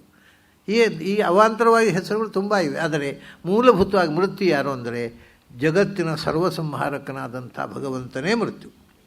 ಆಮೇಲೆ ಶರ್ವ, ಇವು ಡಿಕ್ಷನರಿ ನೋಡಿ. ಶರ್ವ ಅಂದರೆ ಅದಕ್ಕೂ ಅರ್ಥ ಅದೇ ಹೇಳ್ತಾರೆ ಡಿಕ್ಷನರಿಯಲ್ಲಿ. ಶೃಣಾತೀತಿ ಶರ್ವ ಅಂತ, ಎಲ್ಲವನ್ನೂ ನಾಶ ಮಾಡುವವ ಅಂತ. ಶೃಹಿಂಸಾಯಂ, ಎಲ್ಲವನ್ನೂ ನಾಶ ಮಾಡುವ ಅಂತ. ಅಷ್ಟೇ ಅಲ್ಲ, ಪುರಾಣದಲ್ಲಿ ಬೇರೆ ಅರ್ಥ ಹೇಳಿದರು. ಶರ್ವ ಅನ್ನೋದಕ್ಕೆ ಶೃಣಾತಿ ಅಂತ.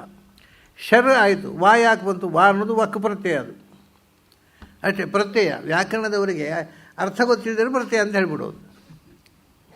ಹಾಗಾದ್ರೆ ನಾವು ಹೇಳ್ತೇವೆ ಶರ್ವ. ಪುರಾಣದಲ್ಲಿ ನಿರ್ವಚನ ಬೇರೆ ಇದೆ. ಶರ್ವ ಶಂರೋಧನಾಧರಿಹಿ, ಶಂಋಣಧೀತಿ ಶರ್ವ ಅಂತಂದರು. ಅಲ್ಲಿಯೂ ವಾ ಇಲ್ಲ. ಅವರು ನೀವು ವಾ ಇಲ್ಲದೆ ನೀವು ನಾವು ವಾ ಬಿಟ್ಟು ನಾವು ನಿರ್ವಚನೆ ಮಾಡ್ತೇವೆ. ಆನಂದವನ್ನು ತಡೆಯುವವನು ಅಂತ. ಯಾರಿಗೆ ಎಷ್ಟು ಆನಂದ ಬರಬೇಕೋ ಅದಕ್ಕಿಂತ ಹೆಚ್ಚು ಆನಂದ ಬರದಂತೆ ತಡೆಯುವವನು, ಅಥವಾ ದುರ್ಜನರಿಗೆ ಸುಖ ಬರದಂತೆ ತಡೆಯುವವನು, ಸಜ್ಜನರಿಗೆ ಸುಖ ಕೊಡುವುದಕ್ಕೋಸ್ಕರ. ಅದರಿಂದ ಈಗ ನೋಡಿ, ಶರ್ವಾನು ಹೊಸ ಅರ್ಥ ಬಂತೀಗ.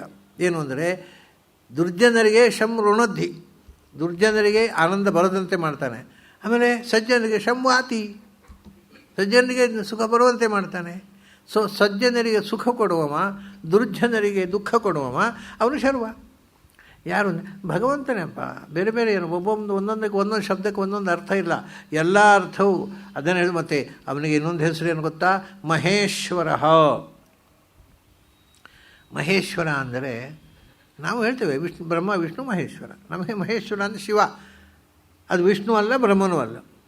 ಅವ್ರು ಹೇಳ್ತಾರೆ ಮಹೇಶ್ವರ ಅಂದರೆ ಶಬ್ದದ ಅರ್ಥ ಏನು? ನಮಗೆಲ್ಲ ಒಂದೇ. ಈಶ ಅಂದರು, ಈಶ್ವರ ಅಂದರು, ಮಹೇಶ್ವರ ಅಂದರು, ಎಲ್ಲ ಒಂದೇ ಅರ್ಥ. ಈಶ ಅಂದರೆ ಸಮರ್ಥ ಅಂತ ಅರ್ಥ ಸಂಸ್ಥೆಯಲ್ಲಿ. ಅವನು ಈಶಃ ಅಂದರೆ ಕೇಪಬಲ್ ಅಂತ ಹೇಳ್ತೇವಲ್ವ, ಅವನು ಈಶ ಅಂದರೆ ಹೀಗೆ ಅವನು ಮಾಡುವುದಕ್ಕೆ ಸಮರ್ಥ. ಯಾರು ಯಾರು ಸಮರ್ಥರಿದ್ದಾರೋ ಅವರಿಗೆಲ್ಲರಿಗೂ ಹಿರಿಯನಾದವ ಈಶ್ವರ. ಈಶನಲ್ಲಿ ವರ. ಈಶ್ವರ ಅಂದರೆ ಬರೀ ಸಮರ್ಥ ಅಲ್ಲ, ಸಮರ್ಥರಿಗೂ ಸಮರ್ಥ. ಎಲ್ಲರಿಗೂ ಅಂದರೆ ಈಗ ನೋಡಿ, ನಮ್ಮಲ್ಲಿ ಸಮರ್ಥರಿರ್ತಾರೆ ಮನುಷ್ಯರಲ್ಲಿ, ಇವರಿಗಿಂತ ಅವನು ಸಮರ್ಥ. ಆದರೆ ಅವರು ಎಲ್ಲರಿಗಿಂತ ಹೆಚ್ಚು ದೊಡ್ಡ ಸಮರ್ಥರು ಅಂದರೆ ದೇವತೆಗಳು, ಅವರು ಈಶ್ವರರು. ಆ ಈಶ್ವರರಿಗೂ ಕೂಡ ದೊಡ್ಡವನು ಇದ್ದಾನೆ, ಅವನು ಮಹೇಶ್ವರ, ಭಗವಂತ. ಜಗತ್ತನ್ನು ನಿಯಂತ್ರಿಸುವ ಎಲ್ಲ ಶಕ್ತಿಗಳನ್ನು ನಿಯಂತ್ರಿಸುವ ಮಹಾನ್ ಶಕ್ತಿ ಇದೆ, ಸರ್ವಸಮರ್ಥ, ಆಮ್ನಿಪೊಟೆಂಟ್ ಯಾರೋ ಅವನು ಮಹೇಶ್ವರ, ದಟ್ ಈಸ್ ಗಾಡ್, ಭಗವಂತ. ಹಾಗೆ ಎಲ್ಲ ಶಬ್ದವು ಒಬ್ಬ ದೇವರನ್ನು ಹೇಳುತ್ತೆ ಅಂತ ತಿಳ್ಕೊಂಡು ಉಪಾಸನೆ ಮಾಡಿ, ಒಂದೊಂದು ಶಬ್ದದಿಂದ ಒಂದೊಂದು ದೇವತೆಯನ್ನು ಉಪಾಸನೆ ಮಾಡಿ ಬಹುದೇವತಾವಾದವನ್ನು ಸಮರ್ಥಿಸಬೇಡಿ. ಈಶ್ವರ. ಆಮೇಲೆ ಅವನು ನೋಡಿ, ಮೃತ್ಯು, ಶರ್ವ, ಮಹೇಶ್ವರ. ಆಮೇಲೆ ಮತ್ತೆ 3 ಶಿವನ ಶಬ್ದವೇ. ಉಗ್ರಹ, ಭವಶ್ಚ, ರುದ್ರಶ್ಚ. ಅವನು ಉಗ್ರ, ಅವನು ಭವ, ಅವನು ರುದ್ರ. ನಮ್ಗೆ ಗೊತ್ತಿರೋದು ಎಲ್ಲ ಶಿವನ ಹೆಸರು. ಉಗ್ರ ಅಂದರೆ ಏನು ಗೊತ್ತಾ? ಉಗ್ರ ಅಂದರೆ ಅನೇಕ ಅರ್ಥಗಳೇ. ಅದು ಉಚ್ಯತೀತಿ ಉಗ್ರಹ ಅಂತ ವೈಯಾಕರಣರು ಹೇಳುವಂಥ ಅರ್ಥ. ಉಚ್ಚ ಸಮವಾಯಿ. ಮತ್ತು ಉಗ್ರಹ ಅಂದರೆ ಎಲ್ಲ ಒಳ್ಳೆಯತನಗಳು ಎಲ್ಲಿ ಒಟ್ಟಿಗೆ ಸೇರಿದೆಯೋ ಅದು ಉಗ್ರ. ಇದು ಎಟಿಮಲಾಜಿಕಲ್ ಮೀನಿಂಗು. ಇನ್ನೊರು ಹೇಳ್ತಾರೆ ನೋಡಿ, ಅಕಾರ ವಿಷ್ಣುವಾಚಕ, ಉಕಾರ ರುದ್ರವಾಚಕ, ಮಕಾರ ಬ್ರಹ್ಮವಾಚಕ. ಓಂಕಾರದಲ್ಲಿ ಬ್ರಹ್ಮ, ವಿಷ್ಣು, ಮಹೇಶ್ 3 ರೂಪಗಳಿಂದ ಜಗತ್ತನ್ನು ಸೃಷ್ಟಿ ಸ್ಥಿತಿ ಸಂಹಾರ ಮಾಡುವ ಭಗವಂತನದೇ 3 ರೂಪಗಳು. ಅಂದರೆ ಹೂ ಅಂದರೆ ನಿಮಗೆ ಡಿಕ್ಷನರಿ ನೋಡಿದರೆ ಶಿವ ಅಂತ ಒಂದು ಅರ್ಥ ಇದೆ. ಶಿವತತ್ವವನ್ನು ಕೂಡ, ಯಾಕೆಂದರೆ ನಾರಾಯಣಾದ್ ಬ್ರಹ್ಮ ಜಾಯತೆ, ನಾರಾಯಣ ಉಪನಿಷತ್ತು, ನಾರಾಯಣಾದ್ ರುದ್ರೋ ಜಾಯತೆ. ಅವನು ಹುಟ್ಟಿಸಿದ ಮಕ್ಕಳನ್ನು ಕೊನೆಗೆ ಅವನೇ ನಾಶ ಮಾಡ್ತಾನೆ. ಅದು ಬೇರೆ ಯಾರಿಗೂ ನಾವು ಹುಟ್ಟಿಸಿದ್ದನ್ನು ನಾವು ಒಂದು ಕೆಟ್ಟ ಕವನ ಬರೆದು ನಾವು ಹರಿದು ಹಾಕೋಲ್ಲ, ಬೇರೆ ಯಾರು ಮನೆಯವರು ಹರಿದು ಹಾಕಬೇಕು. ಸುಮ್ಮನೆ ಅಗತ್ಯ ಬೇಡವಾದೆಲ್ಲ ಬರೆದಿರ್ತಾರೆ ಅಂತ ಒಲೆ ಹಾಕಬೇಕಷ್ಟೇ. ಅದು ನಾವು ಬರೆದ ಕವನ ಬ್ರಹ್ಮಾಂಡ ಆನಂದ ನಮಗೆ. ಭಗವಂತರ ಹಾಗಲ್ಲ, ಅವನು ಮಾಡಿದ್ದನ್ನು ಅವನೇ ನಾಶ ಮಾಡೋದು, ಯಾಕೆಂದರೆ ಬೇರೆ ಯಾರು ನಾಶ ಮಾಡೋಂಗಿಲ್ಲ. ಮತ್ತು ಇನ್ನೊಂದೇನು ಅಂದರೆ, ಅವನಿಗೆ ಗೊತ್ತಿದೆ ನಾಶ ಅಂದರೆ ನಾಶ ಅಲ್ಲ, ನಾವು ನಾಶ ಅಂದರೆ ಹೋಯ್ತದು ಅಂತ. ಯಾವುದು ಹೋಗೋದಿಲ್ಲ ಅಂತ ಅವನಿಗೆ ಗೊತ್ತಿದೆ. ಯಾವುದೂ ಹೋಗುವುದಿಲ್ಲ, ಆದ್ದರಿಂದ ಯಾವುದನ್ನು ನಾಶ ಮಾಡಲಿಕ್ಕೆ ಬರುವುದಿಲ್ಲ. ಮತ್ತು ಬದಲಾವಣೆ ಅದು ಹಳತಾಯಿತು, ರಿಫಾರ್ಮ್ ಮಾಡಲಿಕ್ಕೋಸ್ಕರ ನಾಶ ಅಂದರೆ ಅದನ್ನು ಮತ್ತೆ ತಿದ್ದಿ ಸರಿಪಡಿಸುವುದು ಅಷ್ಟೇ. ಅದಕ್ಕೆ ಹೊಸ ರೂಪ ಕೊಡೋದು. ಸಾಯುವುದು ಅಂದರೆ ಏನು? ಮತ್ತು ಪುಟ್ಟ ಮಗುವಾಗಿ ಬರುವುದು. ಸಾಯುವುದು ಅಂದರೆ ಸಾಯೋದಲ್ಲ, ಪುಟ್ಟ ಮಗುವಾಗಿ ಬರುವುದು. ಪುಟ್ಟ ಮಗುವಾಗಿ ಬರುವುದಕ್ಕೋಸ್ಕರ ಈ ದೇಹದಿಂದ ಹೊರಗೆ ಬರುವುದು. ಹಾಗಾಗಿ ನಾಶ ಅಂತ ಒಂದು ಇಲ್ಲ ಅಂತ ದೇವರಿಗೆ ಗೊತ್ತಿದೆ. ಅವನು ಸೃಷ್ಟಿ ಮಾಡಿದವ, ಅದನ್ನೇ ಹೊಸ ಸೃಷ್ಟಿ ಮಾಡೋದಕ್ಕೋಸ್ಕರ ಸಾಯಿಸ್ತಾನೆ. ಸಾಯಿಸುವುದು ಅಂದರೆ ಹೊಸ ಸೃಷ್ಟಿ ಮಾಡೋದು ಅಂತ ಅರ್ಥ. ಸೊ ಹಾಗಾಗಿ ಭಗವಂತನಿಗೆ ಸಾವು ಅಂದರೆ ಏನು ಅಂತ ಗೊತ್ತಿದೆ, ಅದನ್ನ ಅವನೇ ಸಾಯಿಸ್ತಾನೆ. ಅವನು ಮೊದಲು ಸೃಷ್ಟಿ ಮಾಡಿದ ನಾರಾಯಣ ಯಸ್ಯ ಪ್ರಸಾದ್ಯ ಜೋ ಬ್ರಹ್ಮ ರುದ್ರಶ್ಚ ಕ್ರೋಧ ಸಂಭವ, ಮಹಾಭಾರತ. ಅವನು ಪ್ರಸನ್ನನಾಗಿದ್ದಾಗ ಬ್ರಹ್ಮ ಹುಟ್ಟಿದ ಅಂತೆ, ಭಗವಂತ. ಅವನಿಗೆ ಕೋಪ ಬಂದಾಗ ರುದ್ರ ಹುಟ್ಟಿದ ಅಂತ. ಅಂದರೆ ಆ ಕ್ವಾಲಿಟಿಯನ್ನು ಹೇಳೋದು ಹೀಗೆ ಹೇಳ್ತಾರೆ. ಹಾಗೆ ಅವನು ಕೋಪ ಬಂತು, ಹುಟ್ಟಿಸಿದ, ಕೋಪ ಬಂತು, ಸಾಯಿಸಿದ. ಬೇಡ ಸಾಕುಂದುಗಳು ಸಾಯಿಸಿದ. ಉಬುಂ ಗ್ರಸತಿ ಅಂತ. ಅಂದರೆ ಬ್ರಹ್ಮರುದ್ರಾದಿಗಳನ್ನು ನಾಶ ಮಾಡತಕ್ಕಂಥ ಶಕ್ತಿ ಅದು. ಅದರಿಂದ ಉಗ್ರಹ ಭವಶ್ಚ ರುದ್ರಶ್ಚ. ಅವನು ಉಗ್ರ, ಆದರೆ ಭವ ಅಂದರೆ ಎಲ್ಲವನ್ನು ಮಾಡುವವನು ಅವನೇ, ಎಲ್ಲವನ್ನು ಕಬಳಿಸುವವನು ಅವನು, ಎಲ್ಲವನ್ನು ಕೂಡ ಮಾಡುವವನು. ಭವತಿ ಅನೇನ ಸರ್ವಂ, ಎಲ್ಲವನ್ನು ಸೃಷ್ಟಿ ಮಾಡುವವನು ಅವನು. ಆದ್ದರಿಂದ ಅವನು ಭವಶ್ಚ. ಭವಶ್ಚ ಅಂದರೆ ಚ ಬಂತು ಪುನಃ, ರುದ್ರಶ್ಚ ಮತ್ತೊಂದು ಚ ಬಂತು, 3 ಚ ಬಂತು. ಈಗ ಯಾರಿಗೆ ಬೇಕು? ನಮಗೆ ಯಾರಿಗೂ ಸದ್ಯಕ್ಕೆ ಚ ಬೇಡ. ಇದು 3 ಚ ಯಾಕೆ ಬಂತು ಅಂದರೆ ಚಕಾರಕ್ಕೆ 3 ವಿಧ ಅರ್ಥ ಮಾಡಬೇಕು ಅಂತ. 1 ಚ ಅಂತ ಹೇಳಿದವರು ಎಲ್ಲ ಗುಣಗಳ ಸಮುಚ್ಚಯ. ಆಮೇಲೆ ಪ್ರಳಯ ಆಯಿತು, ಮೃತ್ಯು, ಉಗ್ರಹ. ಆಮೇಲೆ ಭವತಿ, ಸೃಷ್ಟಿ ಮಾಡಬೇಕಲ್ವ. ಸೃಷ್ಟಿ ಮಾಡೋದಕ್ಕೋಸ್ಕರ ಚ. ಎಲ್ಲೆಲ್ಲೋ ಚದರಿ ಹೋಗಿರತಕ್ಕಂಥ ಅನಂತ ಪರಮಾಣುಗಳನ್ನು ಸಮುಚ್ಚಿ ಒಟ್ಟು ಮಾಡಿ ಬ್ರಹ್ಮಾಂಡ ಮಾಡಿದ. ಅದರಿಂದ ಅವನು ಚ. ಆಮೇಲೆ ಆಯಿತು, ಸೃಷ್ಟಿ ಆಯಿತು. ಸೃಷ್ಟಿ ಆದಮೇಲೆ ರುದ್ರಶ್ಚ. ರುದ್ರ ಅಂತ ಹೆಸರು ಬಂತವನಿಗೆ ಅಂದು. ರುದ್ರ ಅನ್ನೋದಕ್ಕೆ ವೇದದಲ್ಲಿ ಯದರೋದೀತ್ ತದ್ ರುದ್ರಸ್ಯ ರುದ್ರತ್ವಂ, ಒಂದು ನಮ್ಮನ್ನು ಅಳಿಸುವವನು ಅಂತ, ರೋದಯತಿ ರುದ್ರ ಅಂತ. ಹಲವರು ಜೀವನದಲ್ಲಿ ನಮಗೆ ತಾಪತ್ರಯ ಕೊಟ್ಟು ಅಳಿಸ್ತಾನೆ. ತಾಪತ್ರಯಗಳನ್ನು ಕೊಡುವವನು ಅವನೇ. ಅದು ಪುರಾಣ ಹೇಳುತ್ತೆ, ರುಜಂ ದ್ರಾವಯತೆ ಸ್ಮಾತ್ ರುದ್ರಸ್ತಸ್ಮಾತ್ ಜನಾರ್ದನ. ಇದು ಪುರಾಣ ವಚನ. ನಮ್ಮಲ್ಲಿ ಇರತಕ್ಕ ರೋಗ ಅಂದರೆ ತಾಪತ್ರಯಗಳು, ಕಷ್ಟ, ಅದನ್ನು ದ್ರಾವಯತೆ ಪರಿಹರಿಸುವವನು ಅವನೇ. ಸೊ ನಮಗೆ ಕಷ್ಟ ಕೊಡ್ತಾನೆ, ಕಷ್ಟ ಕೊಟ್ಟು ನಮಗೆ ಅದನ್ನು ಅನುಭವಿಸಿ ನಮ್ಮಲ್ಲಿ ಇರ್ತಕ್ಕಂಥ ಕೊರತೆಯನ್ನು ಪರಿಹರಿಸಿ ನಮ್ಮನ್ನು ಎತ್ತರಕ್ಕೆ ಏರಿಸ್ತಾನೆ. ಆದ್ದರಿಂದ ಅವನು ರುದ್ರ. ಅದಕ್ಕೋಸ್ಕರ ಮತ್ತೆ ಅಂದರೆ ಎಲ್ಲರನ್ನು ಉದ್ಧಾರ ಮಾಡೋದಿಲ್ಲ, ಯಾರು ಯೋಗ್ಯರು ಅವರನ್ನು ಮಾತ್ರ ಚಯನ ಮಾಡಿ ಒಟ್ಟು ಮಾಡಿ ಅವರಿಗೆ ಉದ್ಧಾರ ದಾರಿ ತೋರಿಸ್ತಾನೆ. ಹೀಗೆ 3 ಬೇಕಾಯ್ತು ನಮಗೆ. ಭವಶ್ಚ ರುದ್ರಶ್ಚ, ಕೊನೆಗೆ ಆ ಹೆಸರು ಈ ಹೆಸರು ಅದರಲ್ಲಿ ಹೇಳಿ ಏನು ಉಪಯೋಗ? ಅದು ಹೇಳಿದ್ರು ಸಸುರಃ ಸಾಸುರಸ್ತಥಾ ಅಂತ. ಸಸುರಃ ಸಾಸುರಸ್ತಥಾ ಅಂದರೆ ಸುರರ ಜೊತೆಗಿರುವವನು ಅವನೇ, ಎಲ್ಲ ಸುರರ ಹೆಸರನ್ನು ಹೊಂದಿಕೊಂಡು ಎಲ್ಲ ಸುರರ ಒಳಗಿರುವವನು ಅವನೇ. ಬರೀ ಸುರರ ಅಲ್ಲ, ಅಸುರರ ಒಳಗಿರುವವನು ಅವನೇ. ಆದ್ದರಿಂದ ಬರೀ ದೇವತೆಗಳ ಹೆಸರಷ್ಟೇ ಅವನ ಹೆಸರಲ್ಲ. ಹಿರಣ್ಯಕಶಿಪು ಅಂದರೂ ಅವನೇ, ಹಿರಣ್ಯಾಕ್ಷ ಅಂದರೂ ಅವನೇ. ನೀವು ಎಲ್ಲ ಶಬ್ದಗಳು ಅಸುರರ ಹೆಸರು ಕೂಡ ಮೂಲತಃ ಅವನ ಹೆಸರು. ಅದು ಈಗ ನೋಡಿ, ಹಿರಣ್ಯಾಕ್ಷ ಹಿರಣ್ಯಕಶಿಪು ಅಂತ, ಅದು ಯಾರೋ ಇಬ್ಬರು ಅಸುರರ ಹೆಸರು ನಾವು ತಿಳ್ಕೊಂಡಿದ್ದೇವೆ. ಮೂಲಭೂತವಾಗಿ ನಮ್ಮೆಲ್ಲರ ಹೆಸರು ಅದು. ಹಿರಣ್ಯ ಅಕ್ಷ ಅಂದರೆ ಬಂಗಾರದ ಮೇಲೆಯೇ ಕಣ್ಣು. ನಮಗಿಲ್ವಾ? ನಾವು ಮೊದಲು ದೇವರನ್ನು ನೆನಪಿಸುವುದಲ್ಲ, ಬಂಗಾರದ ಅಂಗಡಿ. ಆದ್ದರಿಂದ ಬೀದಿ ಬೀದಿಯಲ್ಲಿ ಬಂಗಾರದ ಅಂಗಡಿಗಳು ಬೆಳೆದಿದ್ದಾವೆ. ನನಗೆ ಆಶ್ಚರ್ಯ, ಉಡುಪಿಗೆ ಹೋದರೆ ಒಂದೊಂದು ಸತಿ ಹೋಗೋ ಒಂದೊಂದು ಹೊಸ ಬಂಗಾರದ ಅಂಗಡಿ ಆಗುತ್ತೆ. ಇಷ್ಟು ಸಿಕ್ಕ ಊರಿನಲ್ಲಿ ಇಷ್ಟು ಬಂಗಾರದ ಅಂಗಡಿ ಯಾಕೆ ನನಗೆ ಗೊತ್ತಿಲ್ಲ, ಆದರೆ ಅಷ್ಟಕ್ಕೂ ಗಿರಾಕಿ ಇದೆ. ಹಾಗಾಗಿ ನಮಗೆ ಬಂಗಾರದ ಮೇಲೆಯೇ ಕಣ್ಣು. ಬಂಗಾರ ಅಂದರೆ ವೆಲ್ತು, ಚಿನ್ನವೇ ಆಗಬೇಕಾಗಿಲ್ಲ, ಒಟ್ಟಾರೆ ಮಟೀರಿಯಲ್ ವೆಲ್ತ್. ಅದರಲ್ಲೇ ಕಣ್ಣಿರುವವರು ನಾವು. ಅದು ಕಣ್ಣಿಟ್ಟು ಬಂಗಾರ ದುಡ್ಡು ಗಿಡ್ಡು ಎಲ್ಲ ಮಾಡಿದೆವು, ಸಾಕಷ್ಟು ಮಾಡಿದೆವು.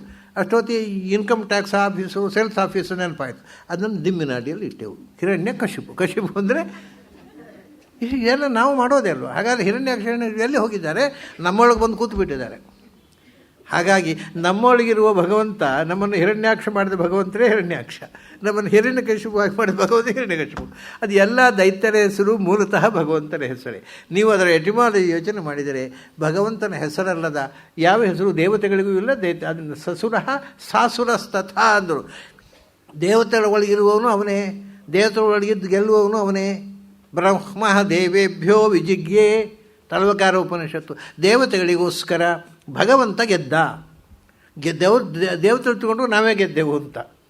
ಆದರೆ ಅವರು ಗೆದ್ದದ್ದಲ್ಲ, ಅವರೊಳಗೆ ಭಗವಂತ ಎದ್ದು ಗೆಲ್ಲುವ ಶಕ್ತಿಯನ್ನು ತುಂಬಿದ ಅವರು ಗೆದ್ದರು ಅಷ್ಟೇ. ಅವ್ರದ್ದು ಏನೂ ಪಾತ್ರ ಇಲ್ಲ. ಹಾಗಾದರೆ ದೇವತೆಗಳಿಗೋಸ್ಕರ ಗೆದ್ದ, ಅಸುರಿಗೋಸ್ಕರ ಏನು ಮಾಡಿದ? ಅಸುರೊಳಗಿದ್ದು ಅವರಿಗೆ ಸರ್ವಶಕ್ತಿ ಕೊಟ್ಟ. ಅವ್ರು ಸೋತ, ಅವನೇ ಗೆದ್ದ, ಅವನೇ ಸೋತ. ಯಾವ ಹೆಸರು ಯಾರಿಗೆ ಹೇಗೆ ಇಡಬೇಕು ನಾವು? ಎಲ್ಲ ಹೆಸರು ಸಸುರಃ ಸಾಸುರಸ್ತಥ. ಅದನ್ನೇ ಅವನು ಅಸುರರ ಒಳಗಿದ್ದು ಸೋಲುವ ಅದನ್ನ ಅಸುರರ ಹೆಸರು ಅವನ ಹೆಸರೇ. ಹಿರಣ್ಯವನ್ನು ಅಡಗಿಸಿಡುವ ಬುದ್ಧಿ ಕೊಟ್ಟವನು ಯಾರೋ ಅವನೇ ಹಿರಣ್ಯಕಶಿಪು. ಹಿರಣ್ಯದಲ್ಲೇ ಕಣ್ಣು ಕೊಟ್ಟವನು ಯಾರೋ ಅವನೇ ಹಿರಣ್ಯಾಕ್ಷ. ಯಾವ ಶಬ್ದ ಬೇಕಾದ್ರೂ ತಗೊಳ್ಳಿ, ಅದು ಭಗವಂತನ ಹೆಸರಾಗಿಬಿಡುತ್ತೆ ಅಧ್ಯಾತ್ಮ ಚಿಂತಕರಿಗೆ. ನಮಗೆ ಹಿರಣ್ಯಕಶಿಪು ಗೊತ್ತಿಲ್ಲ, ಹಿರಣ್ಯಾಕ್ಷ ಗೊತ್ತಿಲ್ಲ. ನಮಗೆ ಭಗವಂತ ಮಾತ್ರ ಗೊತ್ತಪ್ಪ. ನೀವು ಯಾವ ಶಬ್ದ ಬೇಕಾದ್ರೆ ಹೇಳಿ, ಆ ಶಬ್ದದಿಂದ ನಾವು ಭಗವಂತನನ್ನು ಸ್ಮರಣೆ ಮಾಡ್ತೇವೆ. ಬೇರೆ ವಿಷಯಗಳೇ ನಮ್ಮ ತಲೆ ಬರೋಲ್ಲ. ನಮಗೆ ಏನಾಗುತ್ತೆ ಗೊತ್ತಾ, ಒಮ್ಮೊಮ್ಮೆ ಈ ನರಸಿಂಹದೇವರ ವಿಗ್ರಹ ಇರುತ್ತೆ, ಕೆಲವು ನರಸಿಂಹ ವಿಗ್ರಹ ಕೆಲವು ಕಡೆ ಪೂಜೆಗೆ. ಅದರಲ್ಲಿ ಏನಿರುತ್ತೆ ಅಂದರೆ, ನರಸಿಂಹ ಅವನ ತೊಡೆಯಲ್ಲಿ ಹಿರಣ್ಯಕಶಿಪು ಇರ್ತಾನೆ, ಅವನ ಎದೆ ಬಗೆದು ಹಿರಣ್ಯಕಶಿಪು ಮಲಗಿರ್ತಾನೆ, ನರಸಿಂಹ ಕೂತಿರ್ತಾರೆ. ಈ ಪೂಜೆ ಮಾಡೋರಿಗೆ ಯಾರ ಮೇಲೆ ಕಣ್ಣು ಅಂತ, ನರಸಿಂಹನ ಮೇಲೆ ಕಣ್ಣು ಇಟ್ಟು ಪೂಜೆ ಮಾಡಿದರೆ ನರಸಿಂಹನಿಗೆ ಹೋಗುತ್ತೆ. ಕೆಲವರಿಗೆ ಹಿರಣ್ಯಕಶಿಪನ ಮೇಲೆ ಕಣ್ಣು. ಅವರು ಅಭಿಷೇಕ ಮಾಡಿದ್ರೆ ಹಿರಣ್ಯಕಶಿಪು ತಗೋತಾರೆ, ನರಸಿಂಹ ತಗೊಳ್ಳೋಲ್ಲ. ಅದೇ ನಮ್ಮ ಅಲ್ಲಿ ಏನೇ ಇರಲಿ, ನಮ್ಮ ಕಣ್ಣು ಎಲ್ಲಿ ಅನ್ನೋದು ಮುಖ್ಯ, ನಮ್ಮ ಇಂಟೆನ್ಷನ್ ಯಾವುದು ಅನ್ನೋದು ಮುಖ್ಯ. ಹಾಗಾಗಿ ಸಸುರಃ ಸಾಸುರಸ್ತಥ, ಸುರಾಸುರರ ಎಲ್ಲ ಹೆಸರುಗಳು ಅವನಿಗೆ. ಅದರಿಂದ ಅದು ಇದು ಆ ದೇವತೆ ಈ ದೇವತೆ ಅಂತಲ್ಲ. ಮೊದಲು ಹೇಳಿದರು, ದುರ್ಗೆ ಹೆಸರು ಕಾಲ, ಅದು ಭಗವಂತನ ಹೆಸರು. ಪ್ರಾಣದೇವರು ಬ್ರಹ್ಮವಾಯುಗಳ ಹೆಸರು ಪ್ರಾಣ, ಅದು ಭಗವಂತನ ಹೆಸರು. ಆಮೇಲೆ ರುದ್ರನ ಹೆಸರು ಅವನ ಮೃತ್ಯು, ಶರ್ವ, ಮಹೇಶ್ವರ. ಅದು ಎಲ್ಲವೂ ಒಂದೇ ಶಕ್ತಿ, ಪರಶಕ್ತಿ, ಅದು ಭಗವಂತನ ಹೆಸರು. ಪ್ರಜಾಪತಿ ವಿರಾಟ್. ಇಲ್ಲಿ ಮತ್ತೆ ತಥಾ ಅಂತ ಬಂತು ಮತ್ತೊಂದು. ಸಸುರ ಸಾಸುರ ತಥಾ, ಎರಡನೇ ಸತಿ ತಥಾ ಬಂತು. ಅಂದರೆ ಭಗವಂತ ಈ ದೇವತೆಗಳ ಒಳಗೆ ಮಾತ್ರ ಇರುವುದಲ್ಲ, ಅಸುರರ ಒಳಗೆ ಮಾತ್ರ ಇರುವುದಲ್ಲ. ಮತ್ತು ತಥಾ, ತಥವಾದ ಆಕಾಶ ಕಾಲ ಎಲ್ಲದರಲ್ಲಿಯೂ ಇರುವವನವನು. ವ್ಯಾಪ್ತವಾದ ಜಗತ್ತಿನಲ್ಲಿಯೂ ತುಂಬಿರುವವ, ಸೂಕ್ಷ್ಮವಾದ ಜಗತ್ತಿನಲ್ಲಿಯೂ ತುಂಬಿರುವ ಅವನನ್ನೇ ಪ್ರಜಾಪತಿ ಅಂತ ಕರೀತಾರೆ. ಪ್ರಜಾಪತಿ ಅಂದರೆ ನಮ್ಗೆ ಗೊತ್ತಿರುವ ಹಾಗೆ ಡಿಕ್ಷನರಿ ಲೆಕ್ಸಿಕನ್ ಮೀನಿಂಗ್ ಪ್ರಜಾಪತಿ ಅಂದರೆ ಚತುರ್ಮುಖ ಬ್ರಹ್ಮ. ಆದರೆ ಪುರಾಣ ಹೇಳುತ್ತೆ ಪ್ರಜಾನಾಂ ಪಾಲನಾದ್ ವಿಷ್ಣು ಪ್ರಜಾಪತಿರಿತೀರಿತಃ. ಜಗತ್ತನ್ನು ಪಾಲನೆ ಮಾಡತಕ್ಕವ ಯಾರು? ಅದು ಎಲ್ಲರೂ ಹೇಳ್ತಾರೆ, ರುದ್ರ ಸಂಹಾರ ಮಾಡೋದು, ಬ್ರಹ್ಮ ಸೃಷ್ಟಿ ಮಾಡೋದು ವಿಷ್ಣು ಪಾಲನೆ. ಹಾಗಾದ್ರೆ ಅವನೇ ಪ್ರಜಾಪತಿ ಆಗಬೇಕಾಯ್ತಲ್ಲ. ಪ್ರಜೆಗಳನ್ನು ಯಾರು ಪಾಲನೆ ಮಾಡ್ತಾನೋ ಅವನು ಪ್ರಜಾಪತಿ. ಅದರಿಂದ ವಿಷ್ಣುವಿನ ಹೆಸರು ಅಂದರು ಪುರಾಣದಲ್ಲಿ. ಅಷ್ಟೇ ಅಲ್ಲ, ಪ್ರಜಾ ಪತಂತಿ ಅನೇನ, ನಾವು ನಡೀತಾ ಇರೋದೇ ಅವನಿಂದ, ನಮ್ಮೊಳಗೆ ಅವನು ಇರೋದರಿಂದ ಇದರಲ್ಲಿ ಬಿದ್ದು ಹೋಗ್ತೇವೆ. ಮತ್ತು 4 ಜನ ಹೊತ್ಕೊಂಡು ಹೋಗಬೇಕು. ಆದ್ದರಿಂದ ಪ್ರಜಾಪತಿ ಅಂದರೆ ನಮ್ಮನ್ನು ರಕ್ಷಣೆ ಮಾಡಿ ನಮಗೆ ಬದುಕು ಕೊಟ್ಟು ಸದಾ ನಮ್ಮನ್ನು ಪಾಲನೆ ಮಾಡ್ತಕ್ಕಂಥ ಭಗವಂತ ಪ್ರಜಾಪತಿ. ಚತುರ್ಮುಖನ ಒಳಗಿದ್ದು ಸೃಷ್ಟಿ ಮಾಡುವವನು ಅವನೇ, ಅವನು ಪ್ರಜಾಪತಿ. ಆಮೇಲೆ ವಿರಾಟ್. ಪ್ರಜಾಪತಿ ಸೃಷ್ಟಿ ಮಾಡಿದ್ದು ಪ್ರಪಂಚವನ್ನು, ಬ್ರಹ್ಮಾಂಡ, ಅದಕ್ಕೆ ವಿರಾಟ್ ಅಂತ ಹೇಳ್ತಾರೆ. ಯಾಕೆಂದರೆ ಅದು ಇಡೀ ಬ್ರಹ್ಮಾಂಡ ಅನಂತ ಆಕಾಶದಲ್ಲಿ ಮಧ್ಯೆ ಒಬ್ಬ ಒಳ್ಳೆಯ ನಕ್ಷತ್ರದಂತೆ ಪ್ರಜ್ವಲಿಸ್ತಾ ಇದೆ. ನಮಗೆ ಕಾಣೋಲ್ಲ, ಯಾಕೆಂದರೆ ಬ್ರಹ್ಮಾಂಡದ ಒಳಗೆ ಇರೋದು ನಮ್ಗೆ ಕಾಣೋಲ್ಲ. ನೀವು ಬ್ರಹ್ಮಾಂಡದ ಹೊರಗೆ ನಿಂತು ನೋಡಿದರೆ ಆಕಾಶದ ಗ್ರಹಗಳು ಕಂಡ ಹಾಗೆ ಅದು ಫಳ ಫಳ ಫಳ ಹೊಳೆಯುವಂಥ ಒಂದು ಗೋಲ. ಅದರಿಂದ ಬ್ರಹ್ಮಾಂಡಕ್ಕೆ ವಿರಾಟ್ ಅಂತ ಕರೀತಾರೆ. ಹಿರಣ್ಮಯಂ, ಅದು ಬಂಗಾರದಂತೆ ಹೊಳೆಯುವಂಥ ಬ್ರಹ್ಮಾಂಡ ಅಂತ ಹೇಳಿದರು. ಅದಕ್ಕೆ ಬ್ರಹ್ಮಾಂಡಕ್ಕೆ ಅದು ಪ್ರಜಾಪತಿಯಿಂದ ವಿರಾಟ್ ಹುಟ್ಟಿತು. ಇವ್ರು ಹೇಳಿದರು ಅಲ್ಲಪ್ಪ, ವಿರಾಟ್ ಅಂದರೆ ಅವನೇ. ಯಾಕೆಂದರೆ ವಿರಾಟ್ ಅಂದರೆ ಬ್ರಹ್ಮಾಂಡ ಅಂತ ಒಂದು ಅರ್ಥ. ಮತ್ತೊಂದು ಅರ್ಥ ಏನು ಗೊತ್ತುಂಟ? ವಿಹಿ ಅಂದರೆ ಸಂಸ್ಥೆಯಲ್ಲಿ ಪಕ್ಷಿ. ಪಕ್ಷಿಯ ಮೇಲೆ ಕೂತು ರಾರಾಜಿಸುವ ವಿರಾಟ್ ಅಂದರೆ ಗರುಡವಾಹನ ಅಂತ ಅರ್ಥ. ಅವನು ವಿರಾಟ್ ಅಂದರೆ ಪಕ್ಷಿ, ಗರುಡನಿಗೂ ಹೆಸರಿದೆ. ಗರುಡನ ಒಳಗಿರುವವನು ಅವನೇ, ಬ್ರಹ್ಮಾಂಡದ ಒಳಗಿರುವವನು ಅವನೇ, ಅವನೇ ವಿರಾಟು. ಹೀಗೆ ಎಲ್ಲ ಶಬ್ದಗಳನ್ನು ಸಮನ್ವಯ ಮಾಡಿ ಕೊನೆಗೆ ಪುರುಷ ಅಂತ ಅಲ್ಲಿ ನಿಲ್ಲಿಸ್ತಾರೆ. ಪುರುಷ ವಿರಾಟ್ ಚೈವ, ಪುರುಷ ಸಲಿಲಮೇವ ಚ. ಇನ್ನು ಚೈವ ಇದೆ, ಏವಚ ಇದೆ, ಪುರುಷ ಇದೆ, ಸಲಿಲಂ ಇದೆ. ಈ 4 ಶಬ್ದಗಳನ್ನು ನಮಗೆ ಅರ್ಥ ಆದರೆ ಭಗವಂತನ ಎಲ್ಲ ಅವ್ಯಯಗಳು, ಉಪಸರ್ಗಗಳು, ಧಾತುಗಳು, ಎಲ್ಲ ನಾಮಗಳು ಭಗವಂತನ ಹೆಸರು ಅನ್ನೋದನ್ನು ಗಟ್ಟಿ ಮಾಡಿ ನಮ್ಮ ಮುಂದೆ ನಿಲ್ಲಿಸಿಬಿಡ್ತಾರೆ. ಆ 4 ಶಬ್ದಗಳನ್ನು ಹೇಳಬೇಕಾಗಿದ್ದರೆ ನಿಜವಾಗಿ 4 ದಿವಸ ಬೇಕು. ನಮಗೆ 4 ದಿವಸ ಮಾಡಿದರೆ ಈ ಉಪನಿಷತ್ತೇ 12 ದಿವಸದಲ್ಲಿ ಮುಗಿಯೋಲ್ಲ. ಆದ್ದರಿಂದ ಅದನ್ನು ಆದಷ್ಟು ಬೇಗ ನಾಳೆ ಮುಗಿಸೋಣ. ಇವತ್ತಿನ ಸಮಯ ಮುಗಿದದ್ದರಿಂದ ಇಲ್ಲಿಗೆ ಈ ಚಿಂತನವನ್ನು ಮುಗಿಸ್ತಾ ಇದ್ದೇನೆ. ಮುಂದಿನ 4 ಅಪೂರ್ವ ಶಬ್ದಗಳು, ಅದು ಒಂದು ಚೈವ, ಒಂದು ಏವಚ, ಒಂದು ಪುರುಷ, ಒಂದು ಸಲಿಲಂ. ಈ 4 ಶಬ್ದಗಳು ಭಗವಂತನನ್ನು ಹೇಗೆ ನಮಗೆ ಒಪ್ಪಿಸ್ತವೆ ಅಂತ ಆ ಚಿಂತನೆಯನ್ನು ನಾಳೆ ದಿವಸ ಸೇರಿದಾಗ ಮಾಡೋಣ. ಅಲ್ಲಿ ತನಕ ನಿಮಗೆಲ್ಲ ಅಭಿನಂದನೆಗಳು ಮತ್ತು ಅಭಿವಂದನೆಗಳು.